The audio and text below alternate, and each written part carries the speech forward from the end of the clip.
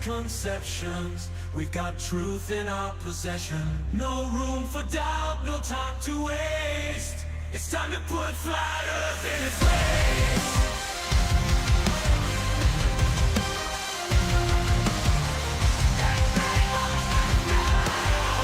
Here comes the smackdown.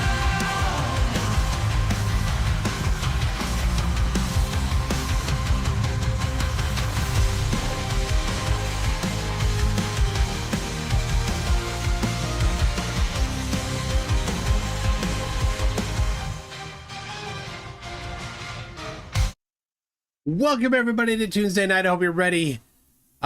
Tuesday night, because it's a Thursday, but it's always Tuesday night on MCToon Live. I'm your host, MCToon, and tonight you may be wondering, why did you have to look at that face that even a Ferengi would be disgusted at?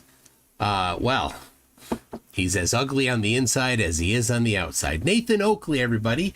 He is a flat earther. He thinks that the earth looks like a dirt pancake or dirt pizza. This is right here. This is what he thinks the earth looks like. Right there. How do I know that's what he thinks the earth looks like? Because he said it. Here we go. And the Gleasons, or the azimuthal equidistant map, are the real deal. You know, here's a logical explanation for why they landed where they landed, and there's no way you're going to tell me the airlines are going to take a less efficient route if there's a more efficient route available. They're all about saving money on fuel. So here it is in black and white. The world is flat. There's no two ways about it. We've been lied to. So there it is. That is the map that he thinks the earth is. That's his map. And once more, here is a Facebook post from him. Here we go. The Gleason's map right there. And let's scroll a little bit here, down a little bit. And then there it is, Nathan Oakley, the real map of the world. This is the map that Nathan Oakley adheres to. Now, it is trivially said that wrong. Yeah, say it right in your own head. Easy. It's trivially easy to debunk this map, to show this map doesn't work. Australia doesn't look like that. The distances between continents, especially in the southern hemisphere, do not match. Nothing matches on this at all, not whatsoever. But even though he knows that, and he knows that this map does not work, he still believes this map. He still talks about this map. Now, he doesn't use the word Gleason map or azimuthal equidistant, but he does describe the earth with words that only mean this one right here, because he says elevation angles to Polaris. Elevation angles to Polaris. Well, he says that Polaris is right there in the middle of his map, and elevation angles would give you the latitude to Polaris. So when he says elevation angles to Polaris, this is the only map he's talking about. This one right here.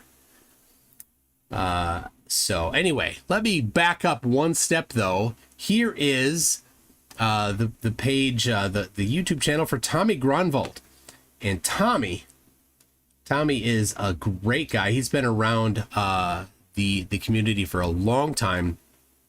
Hasn't done many videos lately, but I see that he's got one scheduled for tomorrow at 4 p.m. So let me encourage you to all pop over. The link is in it's pinned. It's right here, right there. It's pinned right there, right there. That's the one. Click that. Go over there, subscribe, and hit the remind me thing, and then watch it. We'll all be there. It'll be a big party. You're all invited to the big party over at Tommy Gronwald's place. So there it is. All right. So there we got Nathan saying that this is the map. This is the real deal. We got it right here saying the real map of the world. Now Nathan Oakley is, he hosts a show called The Flat Earth Debate. Ironically, he does not allow debates on his channel. If a debate ever accidentally starts to break out, he instantly interjects himself into the conversation and halts any possibility of a debate being a place where each side has an opportunity to make a claim, to present evidence, and then to give their warrant for what ties the claim and the evidence together to support the claim, right? He won't allow that to happen. He prevents that from happening on his channel, and one of the tools that he uses is that he has configured his setup so that when he talks, everybody else is automatically muted. I've been on his show and proven it multiple times. He'll demand that I do something off topic, and then while I'm talking, he starts talking, and I instantly get muted. So nobody should ever go to a debate platform where when the other person you're debating with auto mutes you just by the fact of them talking. That's not a debate platform at all. Anyway, so 1,234 days ago, I issued a challenge to Nathan Oakley to debate me on a neutral platform, a place where he does not have the ability to mute me. And it has been 1,234 days of him refusing to debate me on a neutral platform. I'm not the only one that he won't debate. Red's Rhetoric is over 2,000 days with an open challenge to Nathan Oakley to debate on a neutral platform. He won't do it. And we know the reason why is because he has certain tactics that he uses when he is not debating, when he is trying to indoctrinate his religious followers. And I'll go over how he does that as we review some of the stuff. Here, Icy Spin says, happy 1234 day. That's right. I did notice that. It's just a coincidence that today has been 1234 days since I issued a challenge to Nathan Oakley to debate me on a neutral platform. But it is really no surprise to anyone that he won't do it. Because if you're familiar with his tactics, and you will become familiar with his tactics a bit more. And yes, the last time he was in a debate on a neutral platform, Katz kicked his rump. It was quite something. Nathan talks about, was it diffraction? Right. When things are, when you're looking across the surface of water, at the ocean, for example, and far off things, the bottom of these far off things are obstructed bottom up. And the farther they are away, the more they're obstructed. Now, that is exactly what the globe predicts. And there is no known mechanism in physics, optics, or geometry that would cause that to happen for flat Earth in such a regular way under conditions that aren't quite exceedingly rare. But flat earthers have a list of things that they've tried to use to cope, right? Their coping mechanisms. And one of them, Nathan Oakley was presenting for a while, claiming it was diffraction. And while he was on a platform that wasn't Nathan's, he was on it with Culture Cats, who used to be Conspiracy Cats, who's since given his channel to me. Culture Cats does other stuff, but has come back and has been doing more flat earth stuff. It's been glorious. Flat earth debunking stuff. Anyway, Nathan did not know what diffraction was, even though he claimed it was diffraction. And Katz kept asking him, what's diffraction? You tell me. He couldn't say what diffraction was. It was quite embarrassing for him, for Nathan, right? Because he claimed some effect was due, think about this. He claimed the effect was due to diffraction, but he doesn't know what diffraction is. Amazing stuff.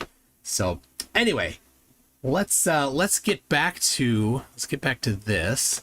We're going to be looking at a video by Nathan Oakley that was recently published called "This is the End of Flat Earth Debate." Now, you may read that and think, is he shutting down the show? And you may go over to his channel and see that it's been about a week since he did any live streams. And you may think, oh, nobody will be sad if he does no more live streams. But I don't think that's the case. If you look at some of the other comments on this particular video, he makes it clear that he's going to continue doing stuff. But he's, for some reason, not done any for a week. Nobody's sad. Nobody's sad at all. I don't know if he's on vacation, if he's inflicting himself on people that don't want to be inflicted upon. I don't know. That's one of the things that he does.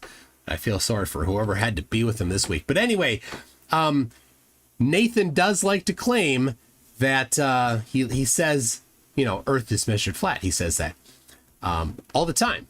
So Moston says, anyone notice how flares can't present measurements of flatness while refusing to look when given measurements of Earth curve they demand?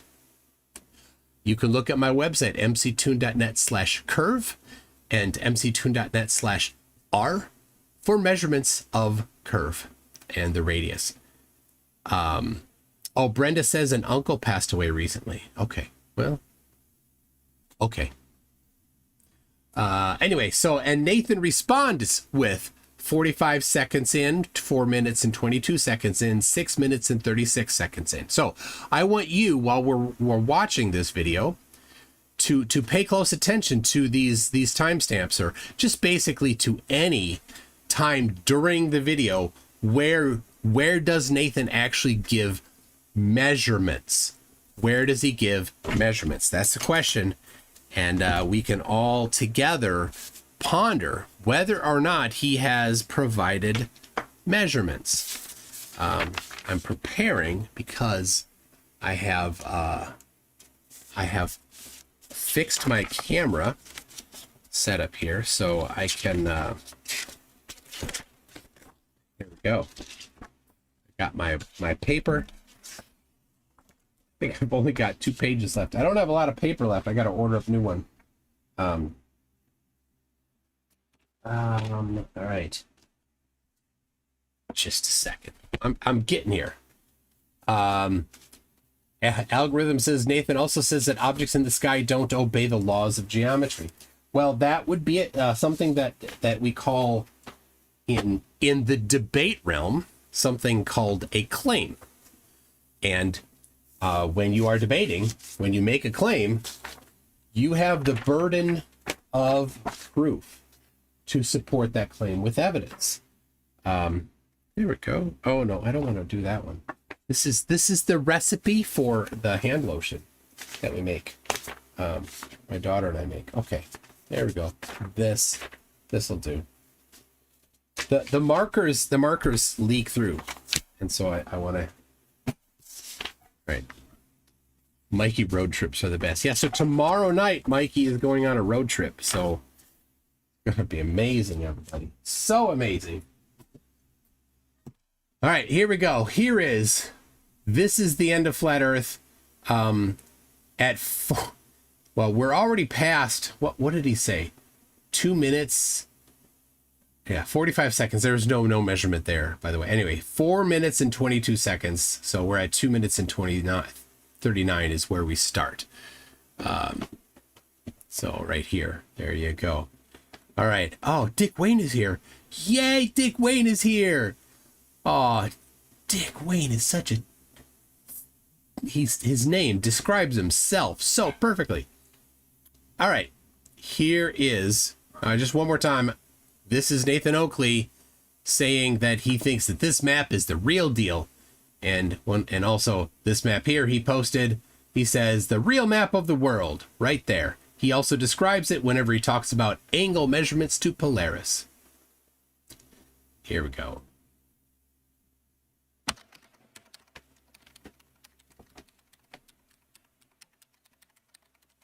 This test was conducted with respect to Pikes Peak in Colorado, which is perfect with that 6,000-foot base elevation. Okay, so straight away, when you say 6,000-foot base elevation, that's the end of the discussion, okay? So we are 18 seconds into this video with the FBI warning, the typing sound effect and the first line, zoom in, all the graphics. First statement, we're talking about a mountain that is measured off a flat Earth. Okay? There is no other way to measure this mountain. If this mountain measurement is used, Earth is flat. Because we've measured it flat for the height of a flat Earth in feet. That's what we used. That's no other way to put it. Okay, so that's it.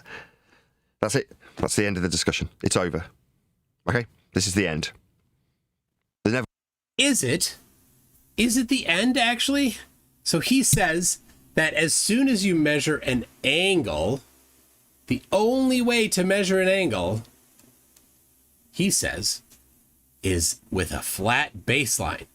So I have here drawn for you a mountain on a non-flat baseline. You see how this is not flat right there? See that right there? So let's put an observer here.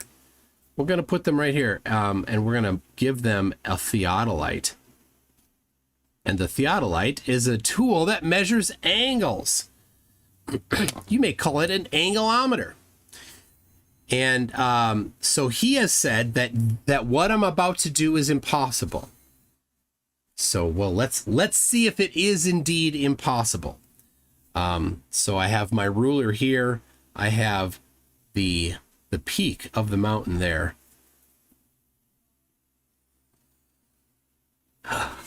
And I measured an angle. How did I do that? How did I measure this angle when he has said it's not possible? How did that happen? And what angle am I measuring? Well, of course, the angle that a theodolite measures is the deviation from vertical. This angle right here.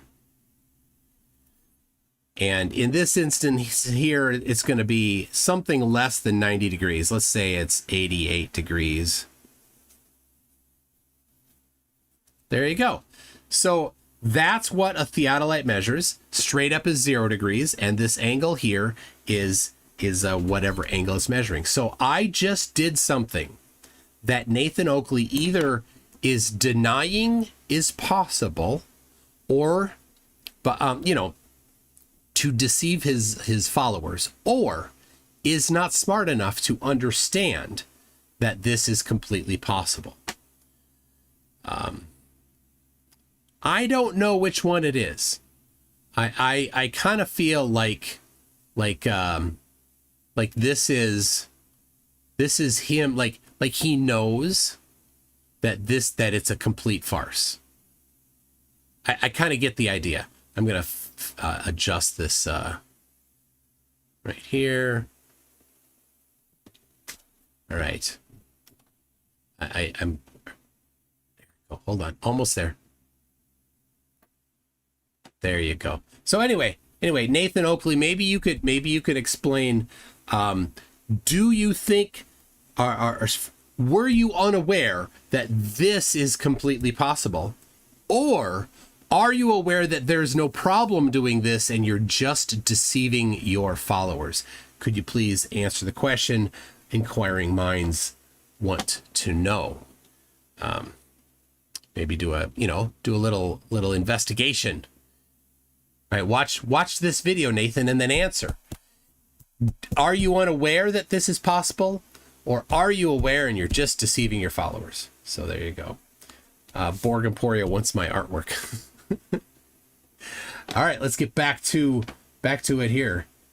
It was a discussion. So from this point forth, there's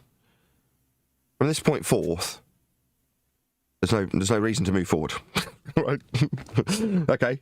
So what we're talking about, Earth and how it gets measured. It gets measured flat to describe the height of the mountain. Obviously, the test false. was conducted at Dr. Heffron's house, which was 50.7 kilometers or 31.5 miles east of Pikes Peak. Okay, so we just stop it there. Now we're at 29 seconds. What we've got now? We've got a directionality east. It's a directionality that only exists if Earth is flat. What? Why is that? Again, so further this discussion point, we're not a discussion point here. We're already past the discussion point, as I just explained. It's over. But to go forward and pretend there's a discussion point, we're now using flat Earth directionalities and... Well, let's just have a little thing. Here we go. Here's a globe. On this globe here, we got North America. And I don't know why any person ever would think that this wasn't possible. But anyway, here it is, Nathan. Here's my screwdriver, and that direction there is west.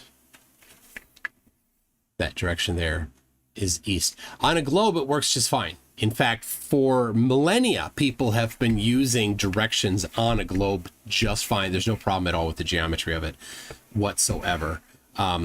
East, right? So as a way to show it on here, right? The line from the North Pole to the equator, the straight line there, right? That line there, that's a straight north and south line, and then perpendicular to that. So 90 degrees is west. 90 degrees is east. That's how you do it. To suggest that... Well, how you doing? Oh, well, how sorry. you doing? Oh, I don't know. I'm stupid. I don't have no education. Wrong button.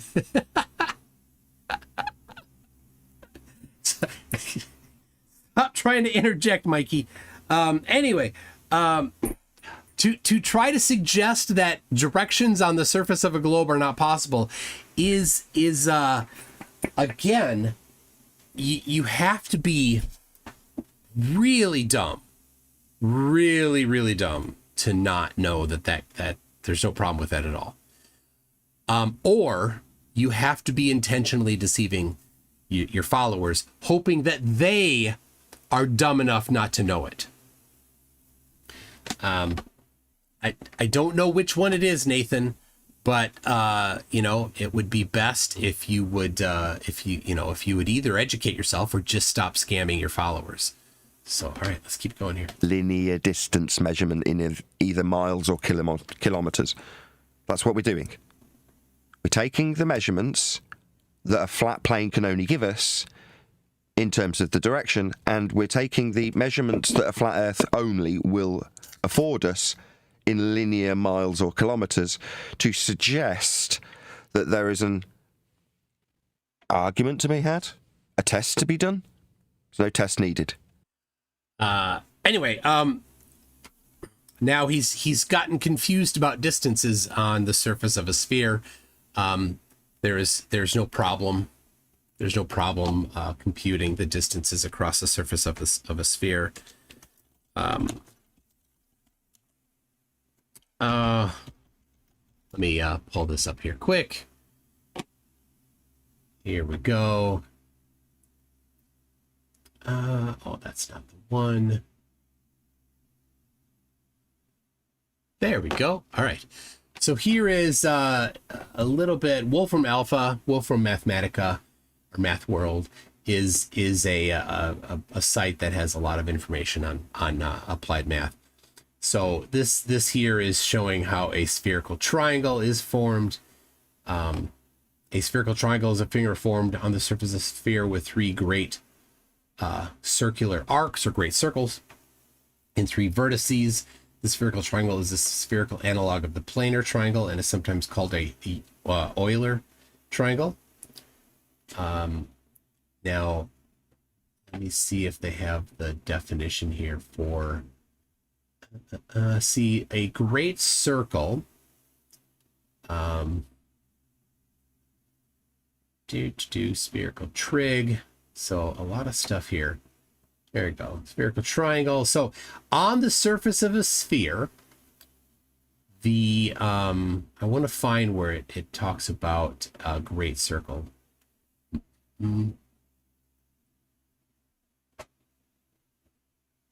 Let me look up here.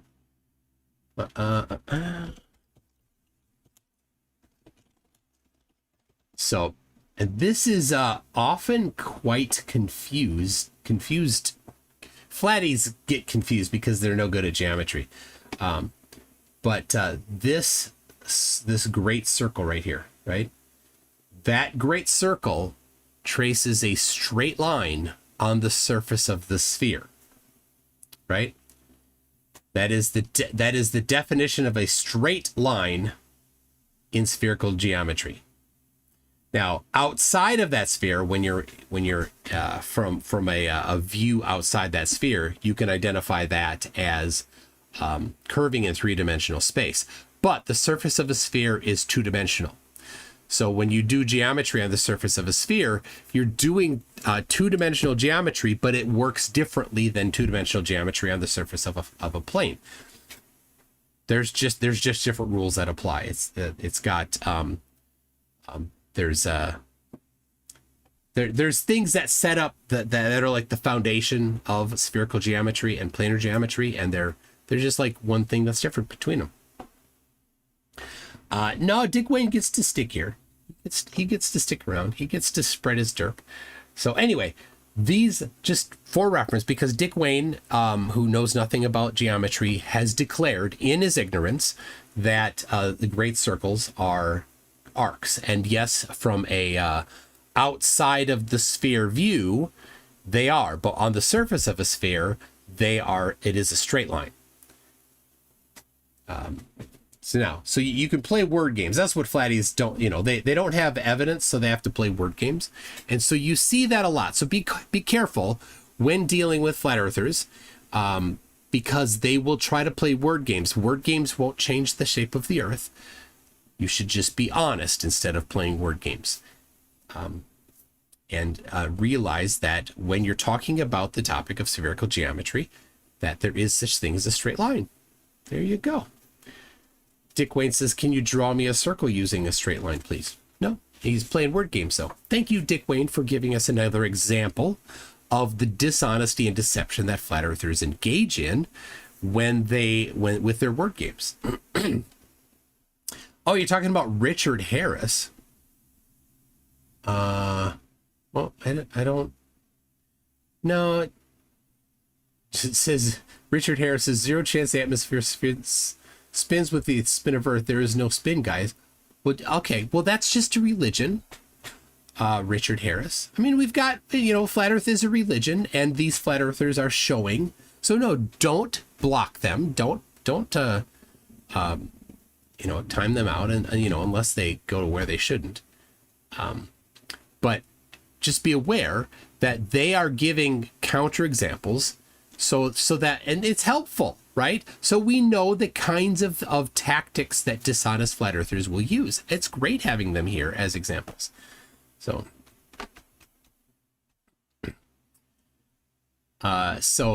Dick Wayne, listen, you're just playing word games. Word games won't change the shape of the earth. Anyway, so here is a straight line on the surface of a sphere, right? That's what this is. And outside of the surface of the sphere, you can see that it's an arc, but on the surface, it is a straight line because, once again, the surface of a sphere is two-dimensional. So, all right, let's get back to this one here. Oh, you know what? At 422, Nathan gave a measurement, right? So, once again, Mostin said, anyone notice how flirs can't present measurements of flatness? And Nathan Oakley comes back with 422. And we're already past that, and I totally missed it. So we're at 514. I'll back up to 422, and we'll listen for what Nathan considers to be a measurement of flatness. There we go, 420. Just for you people that like that number. What we got now? Got a directionality east. It's a directionality that only exists if Earth is flat. Okay, so I think that's what he meant. The baseless claim that he made there about directionality, that it only works to, according to him, apparently he's not smart enough to realize that it can work on a sphere. It can work on any surface, any shape. It can. You just need to define which direction is which, and there you go. You've got it. So there was the first example that Nathan thought, in Nathan's tiny little Ferengi brain, thought that was a measurement. But of course, that was not a measurement. That was a claim without evidence. In fact, a claim that I showed in real time that it was not true. So, all right. So the next one is at 636. Let's try to remember 636. Argument to have. Here's a picture of Pikes Peak from his driveway. Pikes Peak has an elevation 2,226 meters or 7,303 feet higher than Dr. Heffron's location. Okay, so Dr. Heffron's location is measured with respect to sea level in terms of altitude.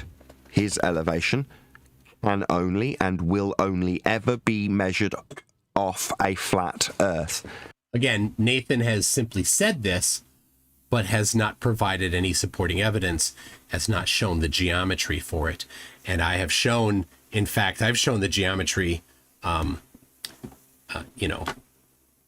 right here, for how these types of things can be measured on a non-flat surface. And specifically, if you want to talk about sea level, when you're on the surface of the Earth where it's dirt above you, sea level is typically below your current elevation. There are some places where it's the other way around. So sea level is a conceptual when you're over dirt. It's a conceptual distance, right? There isn't actually sea at this elevation, but that's an elevation that if there were no dirt there's just ocean everywhere. That would be where the ocean is. Okay, that's what sea level is in kind of a basic term. So elevation then, linear elevation is this distance right here. That's what it is. And this has a certain distance from the center of the globe, right? That's the radius or the R value of the Earth. It goes down to the center. And this then is your increase above that. That's your elevation. There you go. So all this is just not that complicated geometry. It's certainly above the geometry of what Nathan can understand or what Nathan thinks that his followers can understand, one or the other. But people that have been doing surveying using this geometry as their foundation for centuries have no problems with this at all. So and you can get, when you're here and you want to know the elevation of this, you can do that. So if you know the radius of the Earth and you know where you're at and the elevation where you're at here, right? If you know this, then you can measure this angle and you can apply trigonometry and you can determine your elevation. Now, how is that done? I'm glad you asked. Let me grab that for you here. Because I have from real surveying books in the how that's done. Just a brief overview of how that's done. The book is Elementary Surveying: An Introduction to Geomatics, and this book is used. It's used at many places, but one in particular is used at the University of Anchorage, Alaska. And there it is. All right. Here is how it's done right here. This is just a diagram of how it's done, but here is I drew a theodolite. Here's a theodolite. This line here, H, is a level line. Level on the surface of the Earth is a curving line. So there is some level here, which is at the base of the theodolite. And then the eyepiece of the theodolite is at a different elevation, different level line right there, G. And then we've got a higher level line, B. See that up there? And then we've got a measuring rod up here on the top of this this rise here. And so you're measuring. You do. There's a lot of work that surveyors do. They're not lazy. They're doing hard work. They're doing a bunch of things to make sure that they understand what's going on, and they make sure that it is correct. And so you see here this line here that goes from the theodolite up to F. Right? That's similar to this line right here that goes from the theodolite up to the peak of the mountain here. There's no leveling rod in my diagram here. But it's probably better to say that this is here from the theodolite up to point D on the leveling rod would be like the top of the mountain, right? And you know how high that rod is because the markings on it indicate for the viewer how high it is, so you know how high above the ground it is. Anyway, so they do the trig to determine the elevation here. We've got this vertical elevation here that we're looking at. So there you go. That's how it's done. All of this geometry is completely possible. Nathan has said with zero supporting evidence that the stuff that I just showed you, the real work that real people do when really doing their jobs, that's the stuff that they do that Nathan has said doesn't exist, but he's actually said it's not possible. And Donkey Kong no like.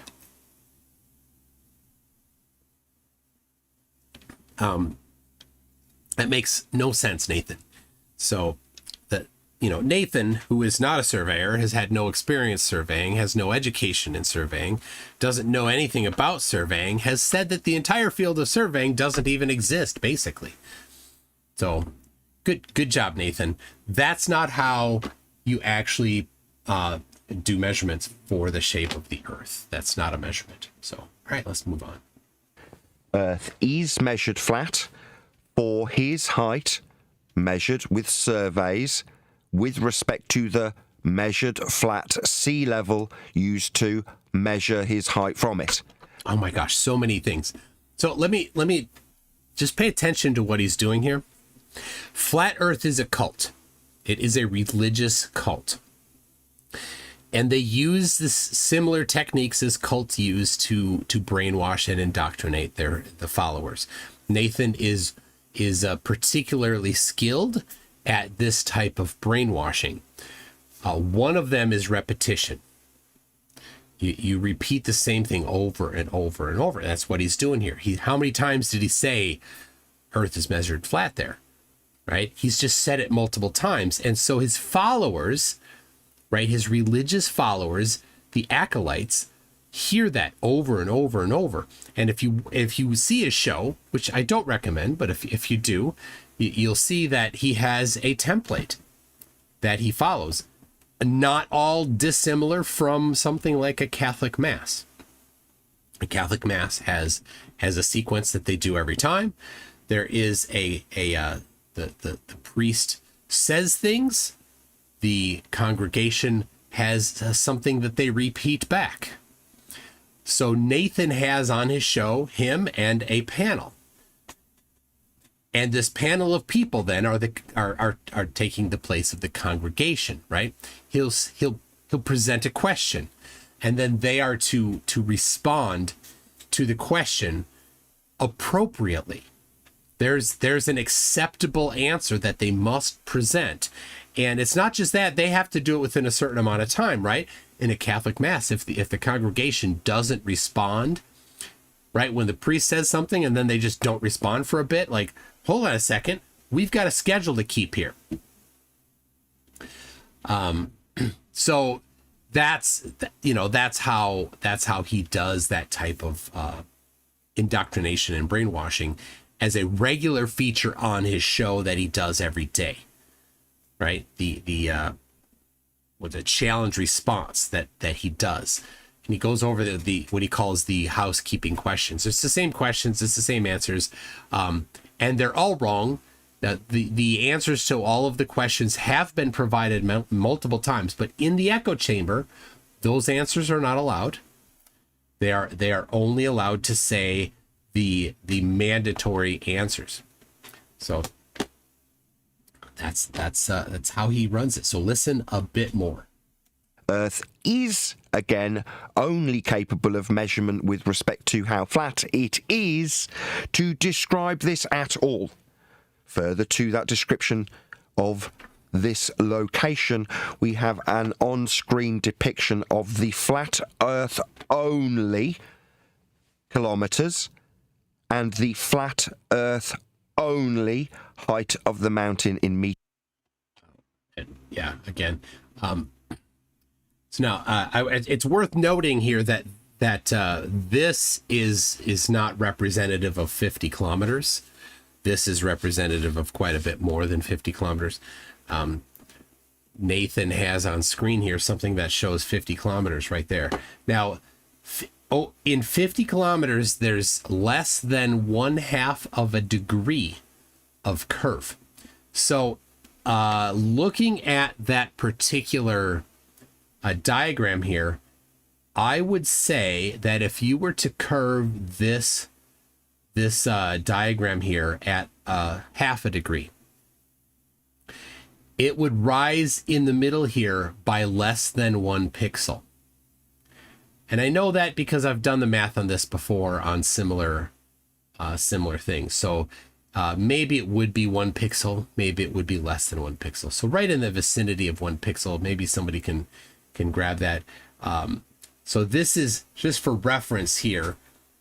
The whole video of Nathan's is 1080p, so it's 1920 pixels wide, and it's less than half of the screen. So call it half the screen, call it 1,000 pixels wide for this, right? And then so maybe 700 pixels wide. So over 700 pixels, 1/2 of a degree of curve. If anybody really wants to figure it out, tell me, what is your math? Here's your math problem for the day.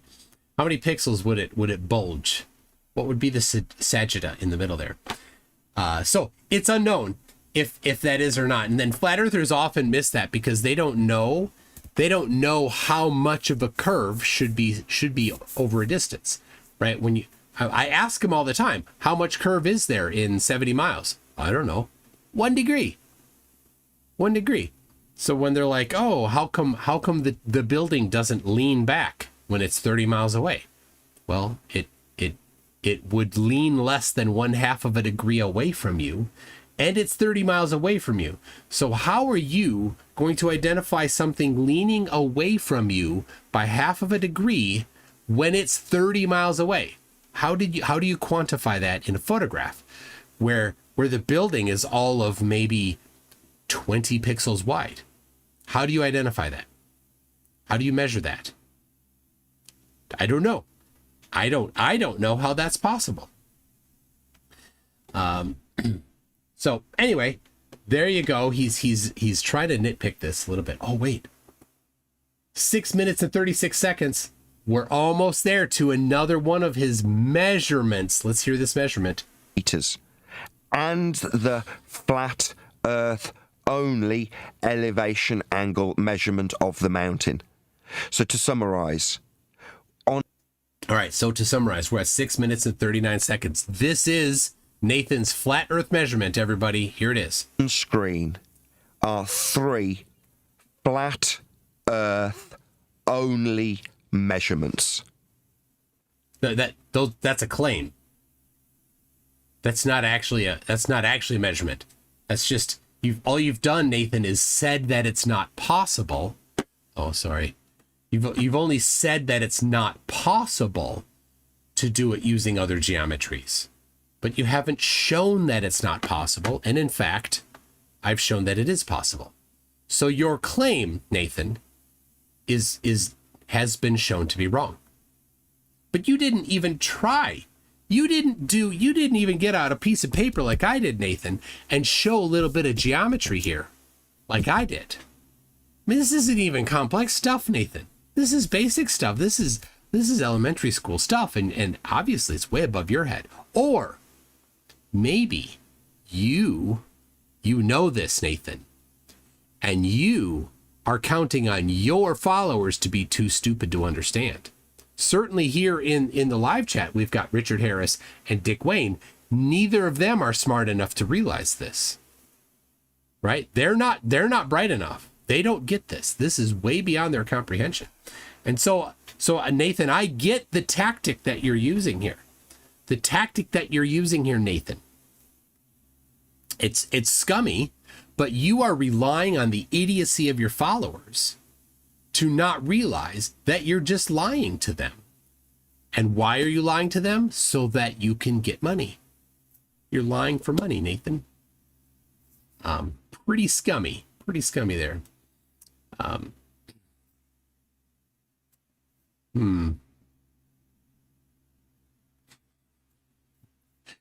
Anyway, I love how butthurt the flatties are in the chat. Keep on being butthurt.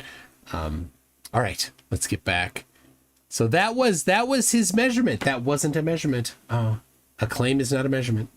For a measurement, you would actually have to have numbers, right? You'd have to show, well, somebody went out and, used a measurement device, and the measurement device measured this, and here's the numbers that they got, right? That's how you would do it. That's how you do it. That's a measurement.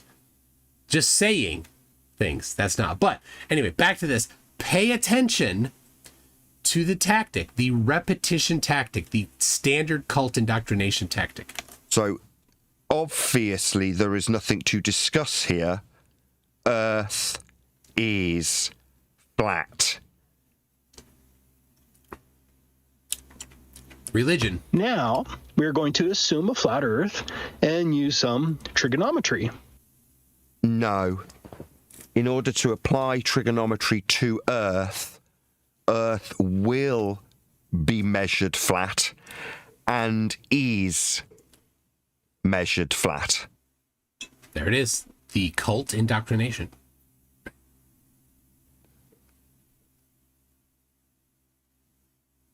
This is how Earth can only be measured and only is measured in this way. Flat. It's the only way an angle will be described, a linear distance can be applied, or an elevation from surface level can be depicted in meters in this instance. So there's no assuming Earth is flat. There is only 3 flat Earth measurements, and if you are to in any way infer or suggest that they are not flat Earth, linear miles or kilometers, or suggest or infer that they are not flat Earth elevations off surface level, or infer or suggest that it is not a flat Earth elevation angle with respect to surface level for the angle to be an angle, then you relinquish your utilization of these flat Earth measurements, and they are the only measurements we can and do use. The Earth being measured flat is not a suggestion or an assumption, it is a prerequisite. If it isn't flat, this distance isn't linear, and you cannot call it kilometers. If it isn't flat, then you haven't got an upward direction to infer a height with respect to a surface level, perpendicular to it. It is, and that is how it is measured and described and depicted here. There is no other way to describe, depict, or measure Earth beyond flat. Because Earth is flat. So many times he's repeated himself there. This is cult. Pure cult behavior. Peak has an elevation 2,226 meters or 7,303 feet higher than Dr. Heffron's location. Inputted the distance and Pikes Peak elevation, and you get an angle of 2.514 degrees. Again, I've already preemptively summarize the flat Earth elevation angle only capable of a degree description with respect to a flat Earth that has been measured. Or 2 degrees, 30 minutes, 50 seconds. Dr. Heffron calculated 2 degrees, 31 minutes, so they are pretty close. You don't calculate these degrees if you're talking about mountains. Of course you calculate things, Nathan. That's how you use measurements. Every measurement you've ever done included calculation. In the distance with respect to their elevation angle. This is only ever a measurement like depicted here. This is an elevation angle. Paul makes a very good point. Some people buy this nonsense. Jim Jones got hundreds of morons to drink his poison Kool-Aid. There's no difference between what Jim Jones did to his followers and what Nathan Oakley is doing to his followers. It is a pure religious position. Purely 100% religious. All of that stuff that Nathan said has no backing at all. It's not correct. Nothing about it is correct. And he said it 10, 20, 30 times there. And none of his followers in the live chat or in the comments under this video said, "Hey, Nathan, you're wrong." None of his followers. Right? None of the followers that were in the chat, the live chat of this is like, wait, Nathan, none of that what you're saying is correct. You can actually measure angles on a curved surface. None of them said that. None of them will challenge him. Measurement. So when someone suggests that they've calculated this, no, you'll measure angle representations by measuring the angle. It can only be done one way, and that's by measuring it. With respect to the flat Earth linear distance in kilometres and elevation angle only capable of acquisition from a flat surface level. Seconds. Dr. Heffron calculated 2 degrees. Now, by the way, all of this Dr. Heffron stuff that he's talking about, so this is Taboo Conspiracy doing a very poor coverage of Heffron's stuff, which is wrong. This is what's glorious. This is what's glorious. Taboo Conspiracy is committing, in this video, is committing to this is what the globe predicts. This is what Flat Earth predicts. He's committing to that in this video. And the measurements actually match the globe.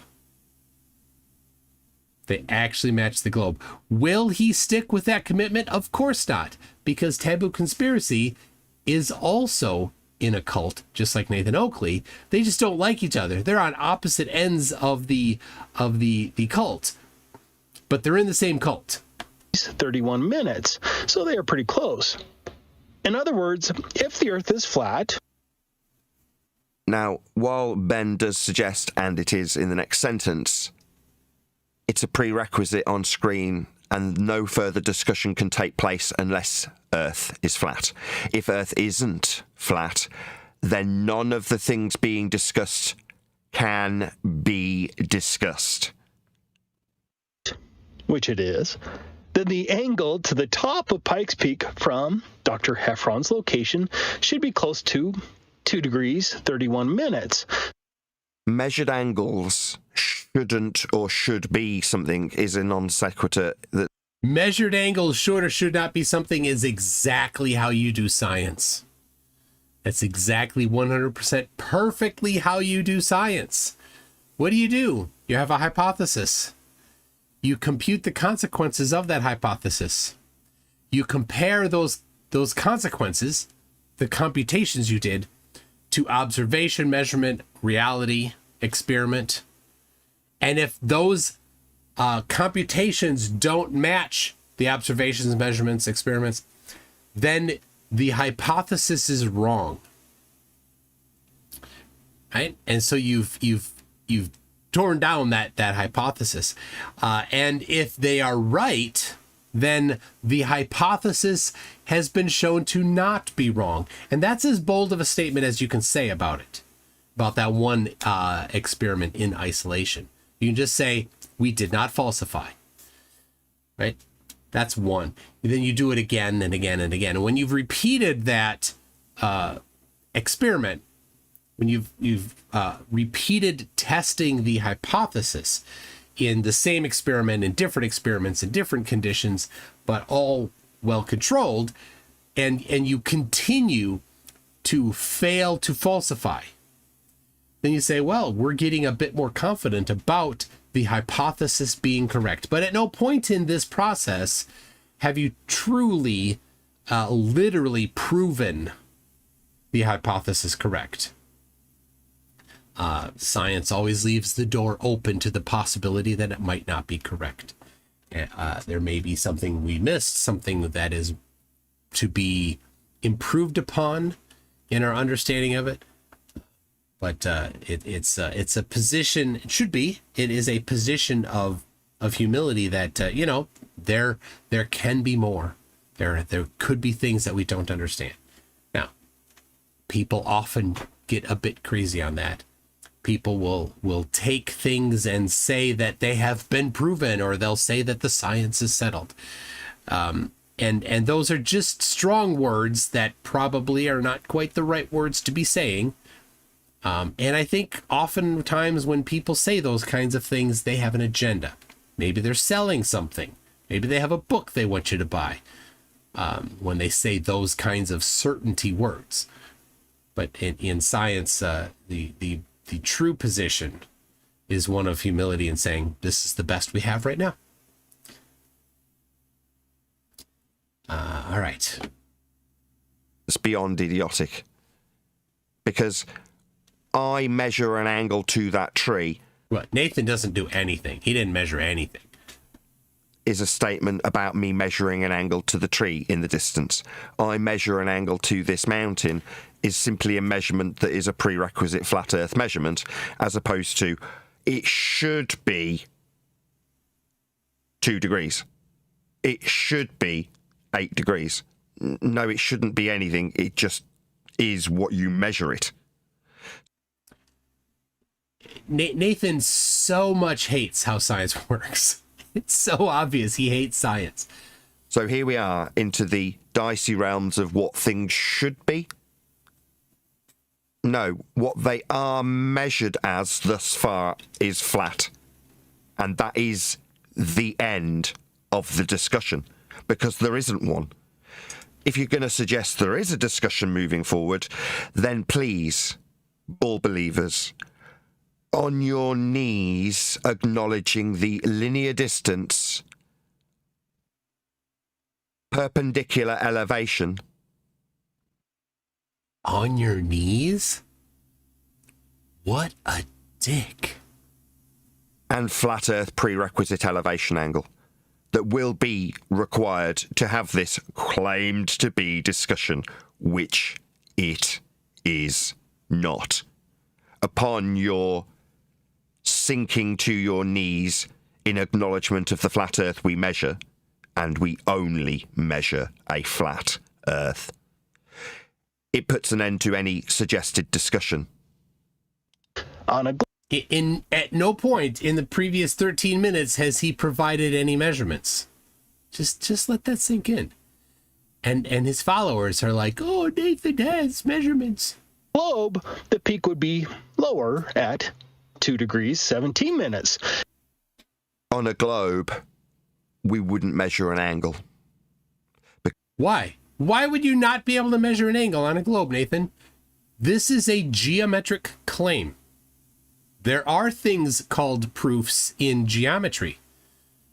If you're going to make a claim in geometry, you better have that proof ready.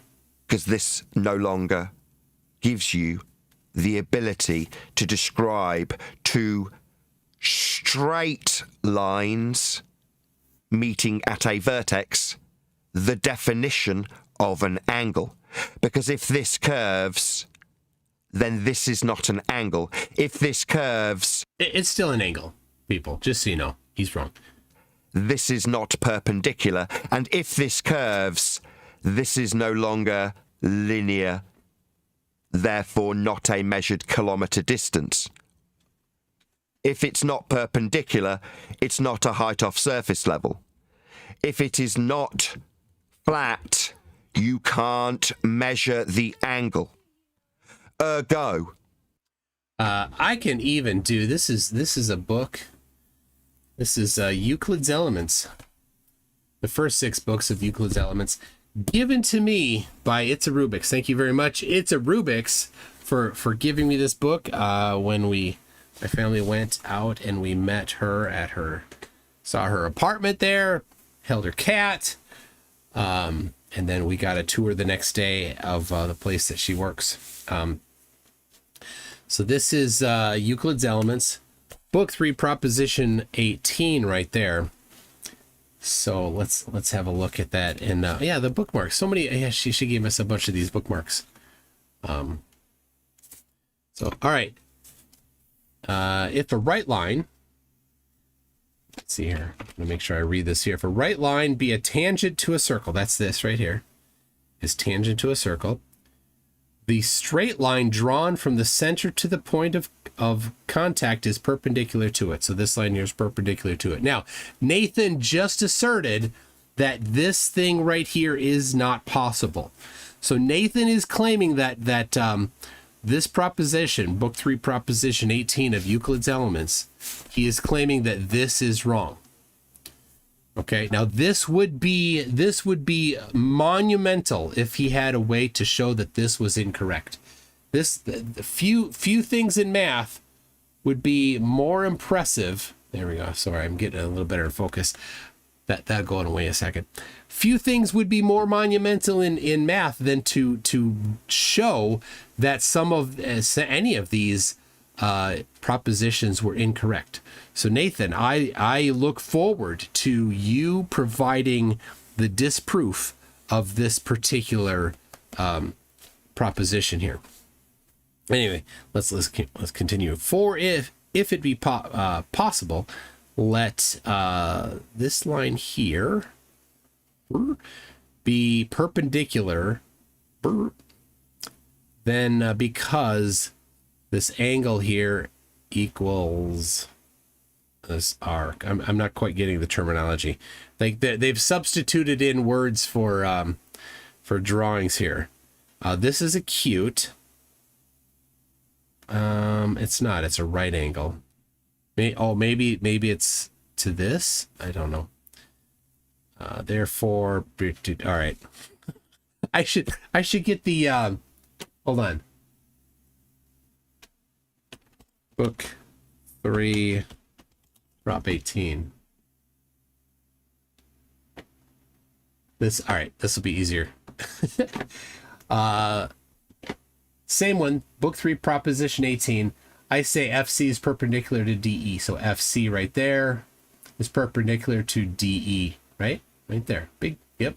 Perpendicular exists. Nathan said it doesn't. For if not, draw FG from F perpendicular to DE. FG perpendicular to DE. You can't. Then since the angle FGC, all right, so that's what was happening in the book there. I missed the if not part. For if it be possible, okay, yeah. But FC equals FB. FC equals FB. Therefore, FB is also greater than FG.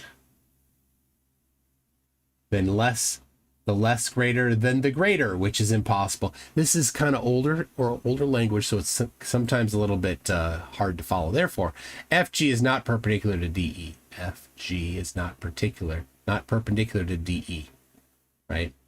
That makes sense. You can see on the diagram, FG not perpendicular to this line here.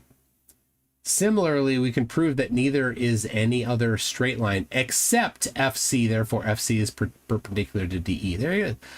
So, not hard. We got it there. We got it here. And yet, we've got an uneducated, child-slapping piece of trash human claiming that it's not possible to do this very thing that it's most certainly possible to do.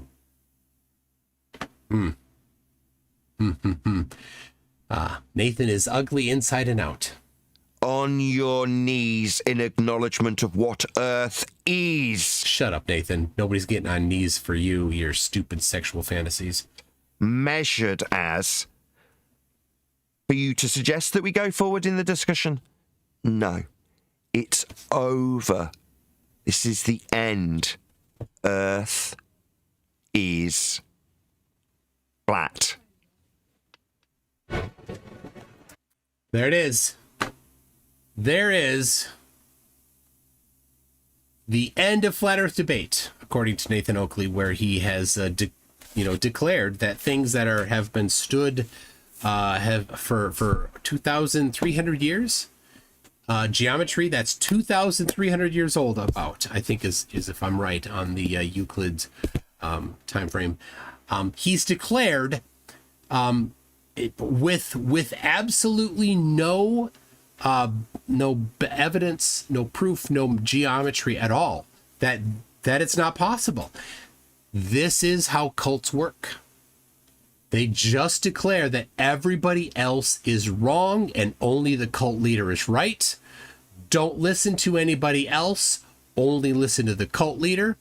Other things that cults do is they get their member, like if they're an in-person cult, they will isolate their members. Well, Flat Earth does that too, because when people start talking about Flat Earth and it consumes their mind, they break personal relationships. Their relationships with friends and family suffer or get severed. And I've heard from people that I've had on the show, I've been contacted by family members and said, yes, that guy that was on, we don't see him much anymore. When we do see him for Thanksgiving or Christmas, it's a pain. It often ends in an argument, and so we just don't say much around him anymore. So even though their family member is with them for some of these holidays and get-togethers, they don't even really talk to him then. So there's the isolation that cults do. They isolate people. Another thing that cults do is sleep deprivation. And so how many times have I had a flatty on here that said, well, here's how I became a flatty. They're like, they heard about it. They tried to disprove it. Have you heard that, right? Tried to disprove it. And how did they try to disprove it? When I ask them, the answer is always the same. They watched a ton of flat Earth videos. That's not trying to disprove it. If you want to try to disprove it, you just say, the sun could never set. You just disprove flat Earth. If you disagree, provide the geometry for what time the sun will set. You pick the location, you pick the day. You can't do that. So they watch these videos and they binge them. They're like, I watched them the whole weekend. Yeah, they binged on flat Earth videos for the weekend. There was sleep deprivation. So it's not perfectly consistent, but that's another thing that's super common with flat Earth is and how it parallels cults, how it's definitely cult behavior. So isolation, everybody that's not in the cult is lying to you and wrong. Sleep deprivation, especially when they're first getting in and getting indoctrinated. And similar to 1984, if you're familiar with 1984, there's a scene in the book where they're at a rally. And at the rally, the political leader is talking about their enemy. There's 3 countries in 1984. One is their ally, one is their enemy. Because of course, one is themselves. And the leader says that the one that used to be their ally, right, is their enemy. It's now changed. So the previous truth of the situation is no longer the current truth. That gets discarded. And the new truth gets brought in without even having any consideration. So when flat earthers get into the flat Earth cult and they say, this is the map, right? They believe that flat Earth is that the Earth is flat because of this map. This is the map that they look at. This is the map that convinced them. Right? Here, it's Nathan Oakley. Here he is, the real map of the world, until they realize that doesn't work. And then, just like the crowd at that rally in 1984, just like that crowd, they hear something else and it's swapped in. They're not our enemy anymore. This new group is our enemy. That map doesn't work. This is the new truth that they've swapped in for the old truth. Well, truth doesn't change. But it did to the flat earther because they don't have a grip on truth. So anyway, they swap it in, just like in that scene in 1984. They come into it by watching a Eric Dubay video who talks about the AE map constantly. They come into it maybe from Dearth, who has on his own stupid app the AE map. And then people later, you know, when I bring it up on the Discord server, I'm like, well, here's your map. They're like, well, how's that? That's a straw man. That's not our map. Like, the hell it is. That's your map. What map do you have? Well, we don't have a map. Well, then you have nothing. Right? If you have no map, you're done. You're done. Right? You don't get to claim anything. You're just a laughing stock if you can't even provide a map. There's 100,000 commercial flights every day that use a map. What map do they use? Whatever map they use is the right one. Because would you get on an airplane and fly over the ocean if the pilot and navigator did not know the distance between where you start and where you end? What if you run out of fuel? You will run out of fuel if the Earth is flat, but you computed the amount of fuel you need using the globe, because the distances are longer on flat Earth in most instances. The planes would all crash constantly, every day. I mean, yes, planes have crashed a bit lately, right? Indian Airlines, that was nuts. But that wasn't because they ran out of fuel. That was a whole different thing. Planes would run out of fuel all the time if the Earth actually was flat with this map. Like, what map is it? Oh, it's not that map. It's a different map. What map is it? You don't know. But as soon as you say elevation angles to Polaris, that's this map. And Nathan says elevation angles to Polaris. That's this map. No other map is he talking about when he says elevation angles to Polaris. Nothing at all is an option for any other map when he says that. So anyway, and I just want to remind, I mean, you heard him talking about on your knees and stuff like that. Like, disgusting guy. Like, anyway, he says a lot about celestial navigation and the geometry of flat Earth. Confirmed they're assessing it with level and plumb holding true when they do flat Earth geometry, Euclidean geometry, not sphere Earth geometry. Except every single distance that Nathan has ever used while using Google Maps to drive somewhere has been computed using spherical geometry. And when you navigate around the flat plane, utilizing the geometry of the flat plane, then you get around without any issue. Icy Spin, thank you. That's pretty cool. Dick Wayne said that Kansas is measured flatter than a pancake. Oh, Dick Wayne, you're precious. That's adorable. Just a second. Dick Wayne, who wants everybody to think that he, let's see here. Let me get this. He wants people to think that he's been a flat earther longer than all the other flat earthers because, you know, they all want to be the OG Flurf. So, all right, let's see. I'm gonna find it for you. we're gonna look at that. This is a great one. This is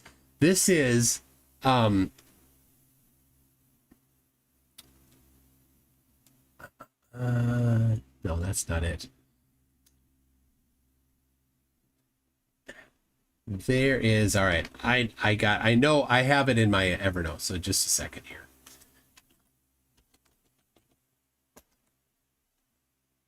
Kansas. There it is. Oh, that's not it. Oh my goodness.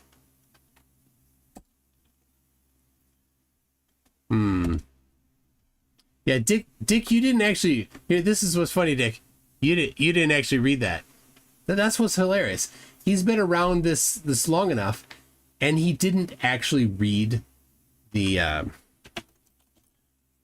report. Don't you think that if you're gonna say something, that you'd actually like read it? Maybe. There it is. Improbable research.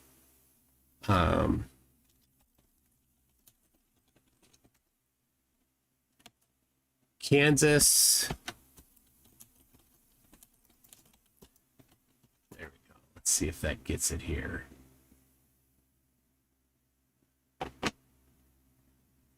That's not the one. Come on.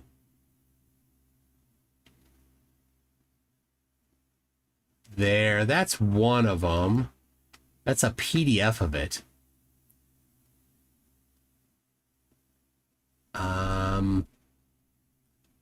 What?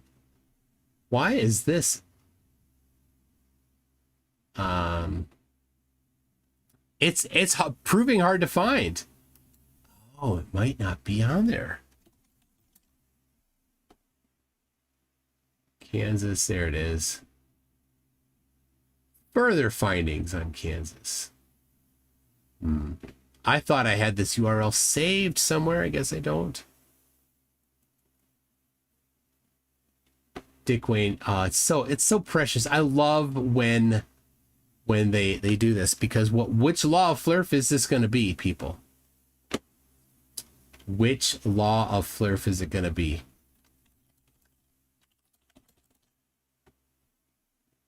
All right, well, this'll do. Oh, you know what? I don't need to do that. I have a screenshot. There we go. I have it right here. Like I printed out the screen. So here it is. This is it, Dick Wayne. This is what you're talking about. All right. Are you ready, Dick Wayne? Get ready, Dick Wayne. You're going to love this. Kansas is flatter than a pancake. In this report, we applied basic scientific techniques to answer the question, is Kansas as flat as a pancake? And there we have a pancake. It's from IHOP. They do it. They take a technical approach to it.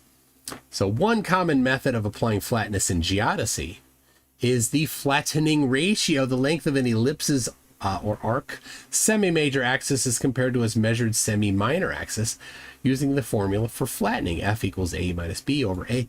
A perfectly flat surface will have a flattening F of 1, whereas an ellipsoid with equal length axis lengths will have no flattening, and F will equal 0. Right? So, for example, the Earth is slightly flattened at the pole due to the Earth's rotation, making a semi-major axis slightly longer than a semi-minor, giving a global F of 0.00335. So we're already off on a bad start here. Anyway, let's go here. They bought a pancake from IHOP. They measured it. So here's a profile view of Kansas versus a pancake. Now, they measured, look at this here. This is important. You see that? They measured the edges of the pancake, right? The edges. Now, if they had measured only the non-edges of it, well, maybe it'd be a little bit different. But never mind that. It doesn't matter, because the important thing is right here. We extracted surface transects from flatness estimates from the Kansas and Pancake DEM data using a geographic information system. Uh-oh. What's a DEM? What's the DEM, Dick Wayne? The DEM is it's the ellipsoid. It's the ellipsoid of the Earth. So what they did is that this elevation here, this elevation profile, is in comparison to the ellipsoid of the globe. So this is just an elevation differential from the ellipsoid to the surface of Kansas, Dick Wayne. That's what they did. They used the globe in this right here. That's what this is. This measurement is in reference to the globe. Dick Wayne. So anyway, mathematically, a value of 1 would indicate perfect platonic flatness. The calculated flatness of the pancake transect from the digital image is approximately 0.957, which is pretty flat, but far from perfectly flat, right? And this isn't about whether or not the baseline is flat or not. It is a deviation from the baseline. And so this baseline is actually a flat one. And this baseline, as documented in this documentation here, in this presentation, is the ellipsoid of the Earth. So, you know,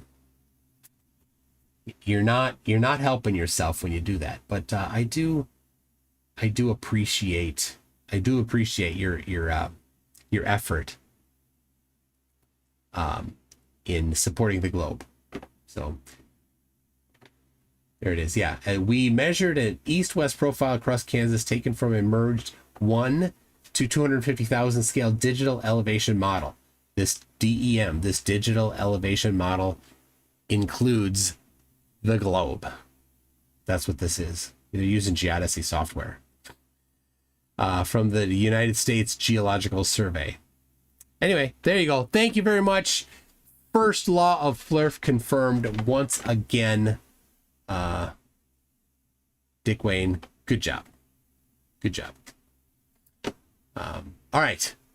Let me read a couple super chats here while we're here. I'm a moron. Yes, you are. Thank you. Would you just And then I'd like to know how my balls taste.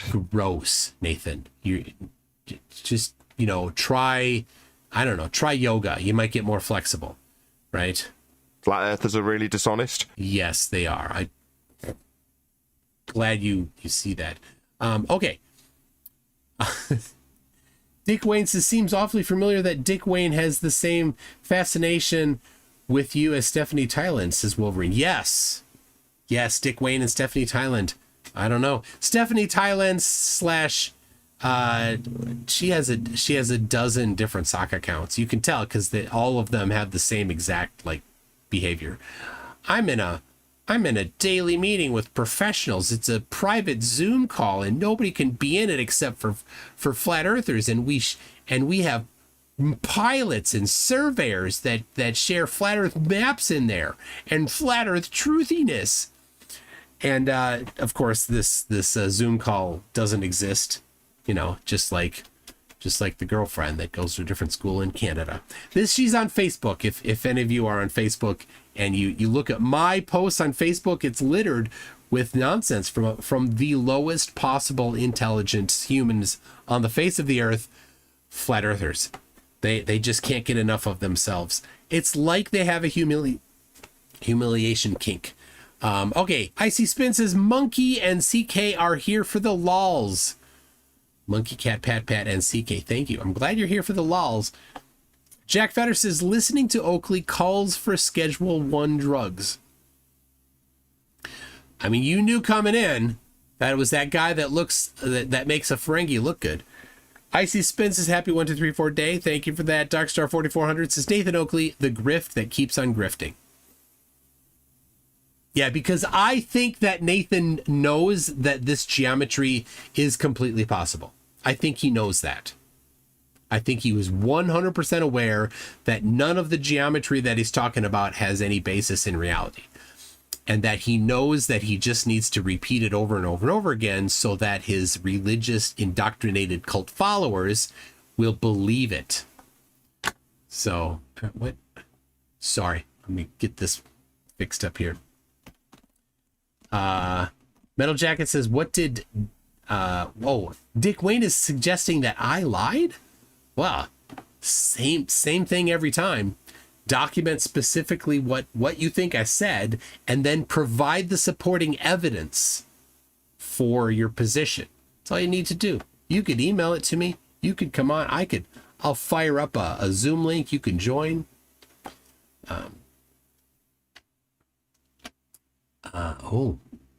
Today was a special day. I bought something for $10 today. That'll be coming up later. Monkey Cat Pat Pat says, "Hi Mikey, thanks for unblocking all of us. We love you. Keep up doing work that takes and take that free trip to Rhode Island from Red's Rhetoric." There you go. So much free coming to you, Mikey, just for being wrong. Brenda creates as if it was Oakley's father. My bad. Oh, well, that's sad. Well, let this be a lesson to you, Nathan. You know, your children will be ashamed of you. The damage has been done, but you can undo a little bit of it. Give up the flat earth grift, move on to something else, and then your children won't have to be the ones that when they meet other people, they won't have to say, "Oh, is your dad the guy that says..." Now I'd like to know how my balls taste. And imagine being that daughter. Imagine being the kid who would have to then say, "Yes, that's my dad." Right? And so Nathan, take that as an opportunity, as an object lesson to you, maybe, to say, you know what? Don't be that person. It is who you are, and it's disgusting. CK says, "Hi, Mikey Smith. I hope you take Red's offer to meet him in Rhode Island. Thanks for unblocking Monkey Cat Pat Pat."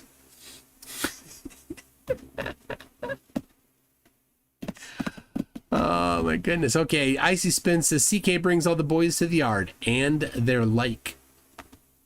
Yes, so click that like button, or CK will not think that you're awesome. Monkey Cat Pat Pat says, "Icy Spin sucks. CK is cool. Calder is awesome." They're having a go at each other. It's okay. They're just joking. Astro Kate Sathik says, "Nathan Oakley is the living embodiment of the 21st rule of acquisition. Never place friendship above profit." That's exactly it. When people on his panel start not behaving, he kicks them out there. Yep, they have a bit of a disagreement, and that's it. They're out. Darkstar 4400 says, "A great circle is the largest possible circle that can be drawn on a sphere, with its center coinciding with the center of the sphere itself." That's a good definition. I don't know where you got that, but that's correct. You can have what's called then lesser circles or small circles, or which would then be a knot around the perimeter. It would be like inset from that. And that line on the surface of a sphere is not straight.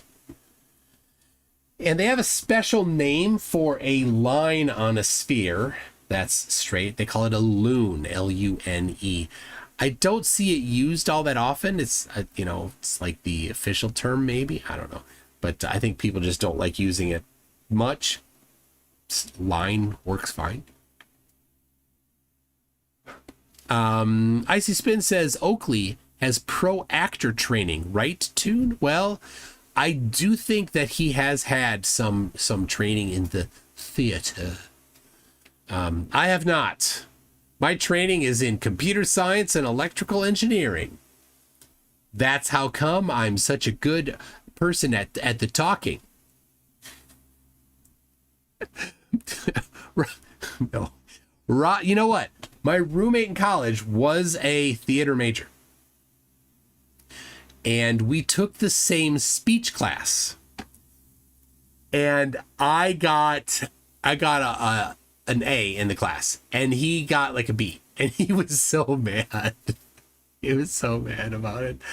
I did one of my talks was on CDs and describing the technology of a CD. I actually bought a portable player to class for the talk that I gave, for the speech that I gave, and a CD, and I scratched it from the center out. to show that there's enough error correction on there that it could read it just fine. It worked pretty well. And then it stopped working because I put it on the board and I rubbed it around in circles, because now the lines are matching the concentric lines. It's actually a helix, right? No, it's not. It's tracks. The concentric lines from the inside out is where the data's put. It went over those curved lines, right? And it smudged across them, so it wasn't able to read anymore because the data there got wrecked in a large enough area. Where if you have a line that goes from the center out, radial, then it just gets a narrow portion of the track, and it can play just fine. It was a pretty cool demonstration. That's why I got an A, and he didn't in the class, and there it is. He's a theater major. You know what he's not doing today? He's not doing theater today. Don't major in theater. Don't major in theater. Major in something STEM based. That'll do good. But programming, I wouldn't recommend it anymore. Rossi says, has anyone ever asked Oakley to cite an example of Earth surface measured flat instead of measuring point to point with no regard to contours? No, yeah, exactly. Nathan was asked in the comments of that video to provide measurements of flat, and he gave those multiple timestamps, and the timestamps was just him saying things, making assertions about geometry, which are provably false. Globe is Life for $5 says 21,635 nautical miles divided by 360 degrees equal veering 1 degree per 60.1 miles to travel along the equator on a goofy pizza world. Think about that. Well, I don't think, is that number right? 21,000. So it's the circumference of the equator on the globe and the circumference of the equator on flat Earth are not the same. On the globe, it's 60 times 360, which is 21,600. 21,635. Where do you get the 21,635 nautical miles? Is that with these? Yeah, okay, that's maybe the oblateness. Is that what that is? But the distance from the North Pole to the equator is 10,000 kilometers, right? And so the radius is the diameter is 20,000 kilometers, and giving it 62,800 kilometers as the circumference of the equator on this map in kilometers, 62,000. But in reality, it's 40,000 kilometers. They're different. And this you can do yourself. Go to the equator and get your latitude, longitude at one position, and then travel and measure using whatever method you want, a trundle wheel, a car, odometer, some distance, right? And now you've traveled a percentage of the distance staying on the equator, and using the latitude, longitude. Now you can multiply that short distance you did by, with the amount that you needed to get all the way around. And so you'll find out it's either 40,000 kilometers or or 62,800 kilometers or some other value. If it's 40,000 kilometers, you have failed to falsify the globe. If it's not 62,000 kilometers, you have successfully falsified flat Earth. Let's see. I got a little buffering coming, complaint happening here. Oh yeah, there it's buffering. Nothing I can do. I'm not doing anything. Wow, it's diving. Don't dive. Well, it's a good chance to have a little drink of the Donkey Kong. Oh, it's yeah. It's the memory.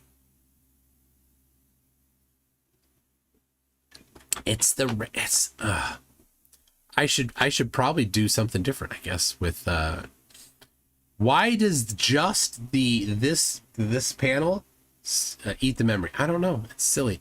Anyway, globe is life. Again, says path of sun would also curve a degree per 60 miles on the equator. Wonder if any of these flurf knob gobblers ever consider this point. They don't. They never consider the reality of testing their claims. They never do that. It's the last thing they would ever consider doing. iSider74 says, I presume he shows no measurements. All he has is his scripts that he's handed by QE, which he uses to stonewall and avoid addressing anything. That's exactly it.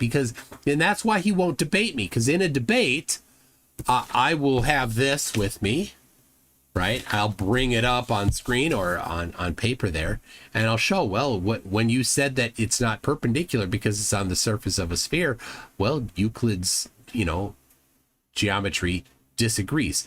Do you have a proof that shows that this is wrong? A geometric proof showing it's wrong? No? Well, then you're dismissed. Mr. E-Man says, I tried looking hard online. It looks like you have to satisfy yourself with a NAS. Sorry. Yeah. I'll get back to that. I looked at a couple things. I think I know where it has to be. I know what's going to happen. Mr. E-Man gifted 5 memberships. Thank you for that very much. Kamonkey Cat Pat says, Dick Wayne, just explain what the moon is. That's a tough one. That's a tough one for Dick Wayne. Algorithm says, I've made measurements that prove the Earth can't be flat. Flurfs never asked me how they could do the same measurement themselves. I wonder why. It's a cult. They don't want to test their religion. Right? I tested the globe. I've tested it multiple times. I tested it in Antarctica multiple times. We did 16. We planned 16. We only did 14 experiments because conditions conspired against us. I couldn't do celestial navigation because we didn't have enough. We didn't have good sights to the stars. As one that we didn't do. Anyway, so I am happy to test if the Earth is a globe, and I'm happy to put to state ahead of time what I will do if it doesn't match. I will, but will flat earthers? For example, here's a question to flat earthers. Right, flat earthers, they generally only want to do two tests. That's it. They want to look at stuff across the surface of water, and they want to send up a high altitude balloon. Both are fine things to do, right? And so get a rectilinear lens, send it up in a balloon to 120,000 feet, right? If you have a rectilinear lens at 120,000 feet, it must be curved, right? Let's look at the characteristics of that lens. Let's see how much it should be curved, and let's compare that computation, right? You have your hypothesis. You compute the consequences. The consequences are, with this lens at this height, with this globe of this radius, this is how much curve is mandatory. Okay? If that amount of curve is not there, I will say that doesn't match the globe. And flat earthers, what is the mandatory requirement for flat earth? What is your test? Must it be flat? Must it be curved because you're looking at the edge of the disk and the disk is floating in space? I've got that from flat earthers. They've told me it's the edge of the flat earth. Like, do you think that the flat earth is floating in space? No. Well, then that didn't match, did it? I've heard them make claims about how light works. That's just how light works with your eye. But this photograph wasn't taken with a human eye. It was taken with a camera. And optics is a well understood field, so let's hear it. Let's get the actual optics. Not just vague word salad, right? We can actually put words to meaning. We put meaning to it, right? The people who designed the lens for the camera, they know what happened. They know how to apply optics. So tell us, let's do it. Let's go through it. Nah, they don't have it. All right. Mark W says Richard Harris should debate Toon right now live. Ooh, that's a good idea. Richard Harris, email me, mctoon@mctoon.net, and that we'll just do it. We'll stop everything else. I will, and that's what will happen. Right? Just shoot me an email, mctoon@mctoon.net.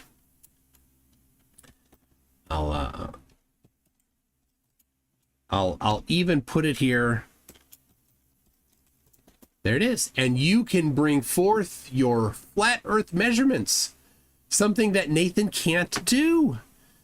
Mr. E-Man says, Dick Wayne, comparing what happens on this channel to what happens on Facazzo's channel. People don't get blocked on this channel unless people show despicable behavior. Oh, yeah. I mean, the flat earth echo chambers. and you know, there's a lot of moderators here, right? And I'm pretty aggressive with moderators saying, yeah, don't block them. And you know what? We got all these awesome moderators. We're like, yeah, I don't need to block them. Right? There it is. All right. Nothing yet from Richard Harris. Icy Spin says this super chat is to pass monkey. No other purpose. And that's to be top fan. And top fan, let's see, we've got Indie Tiger Sci-Fi Review is number 1. Oh, it's not on the, hold on.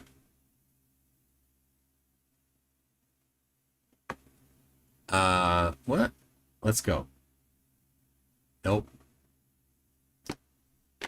There you go. Here, you can see it here. Number 1 is Indie Tiger Sci-Fi Review, then Monkey Cat Pat Pad, Rick Shout, and then Icy Spin. Icy Spin, you didn't pass him. Didn't work. All right, well, that's between you all. Dick Wayne, what is a flat earth measurement? Seriously, it's your stupid saying. Define it. You don't understand? But how do you not understand? How is this a concept for you that goes over your head?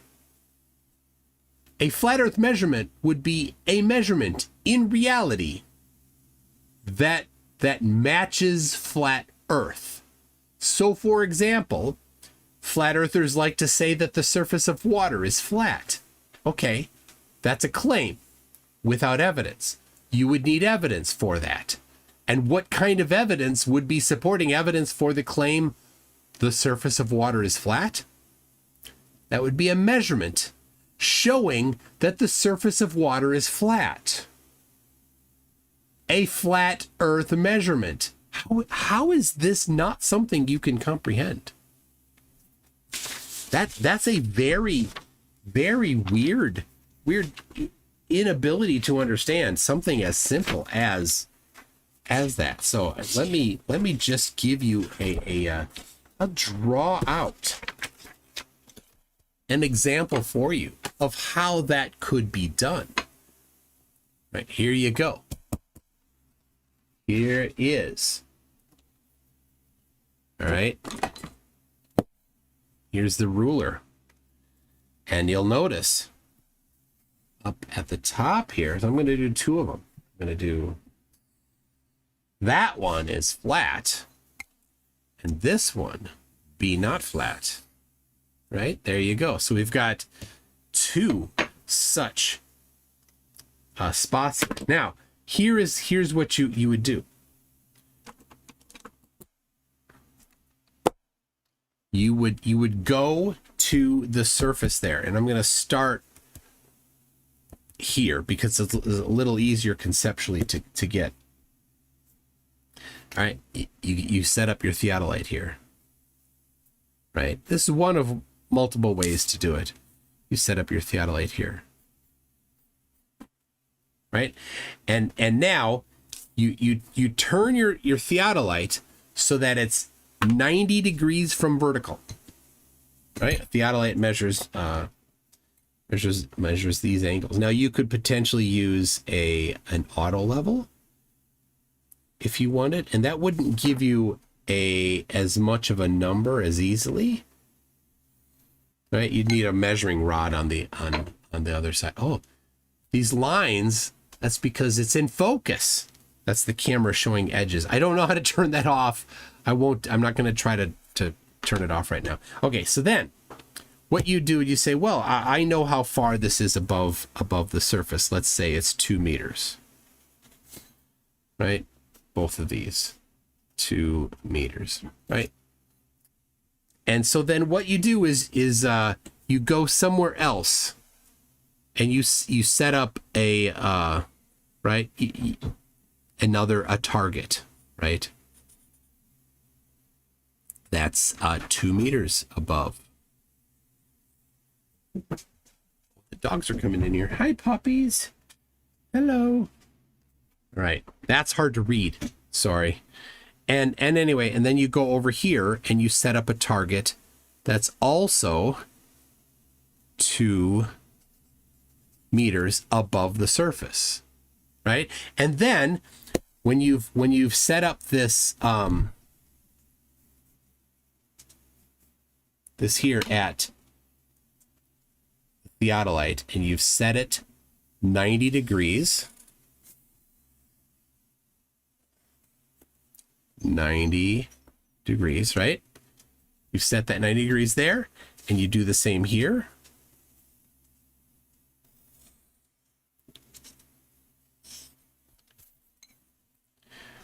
All right. Are you following along? This is pretty basic geometry.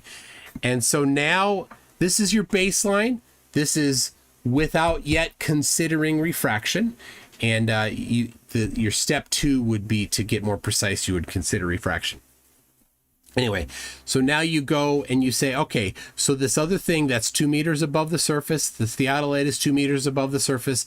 Where does the crosshairs, when we set it to 90, where does it fall? Does it fall right near? Because nothing is perfect in meat space, so no measurement's perfect. And you need to make sure that also this distance is a sizable difference, so that the theodolite can measure the difference, right?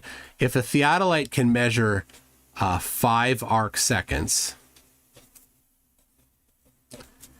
right, and you put it close enough that the globe predicted deviation is 3 arc seconds, well, that's not going to help you much. You need to have it farther than that. So you'd want to have it, if your measurement device can measure 5 arc seconds, well, then maybe you'd want to have it so that the globe predicted drop is 50 arc seconds, an order of magnitude larger than what your instrument can measure. That would be a good idea. Anyway, so then you do this here this is what it would look like on the globe. So you go and you measure that, and you say, oh, well, look at that. It went above the target, the 2 meter high target. It went above it. So now what we do is we'll turn the theodolite down, and we'll measure the actual angle that we got there.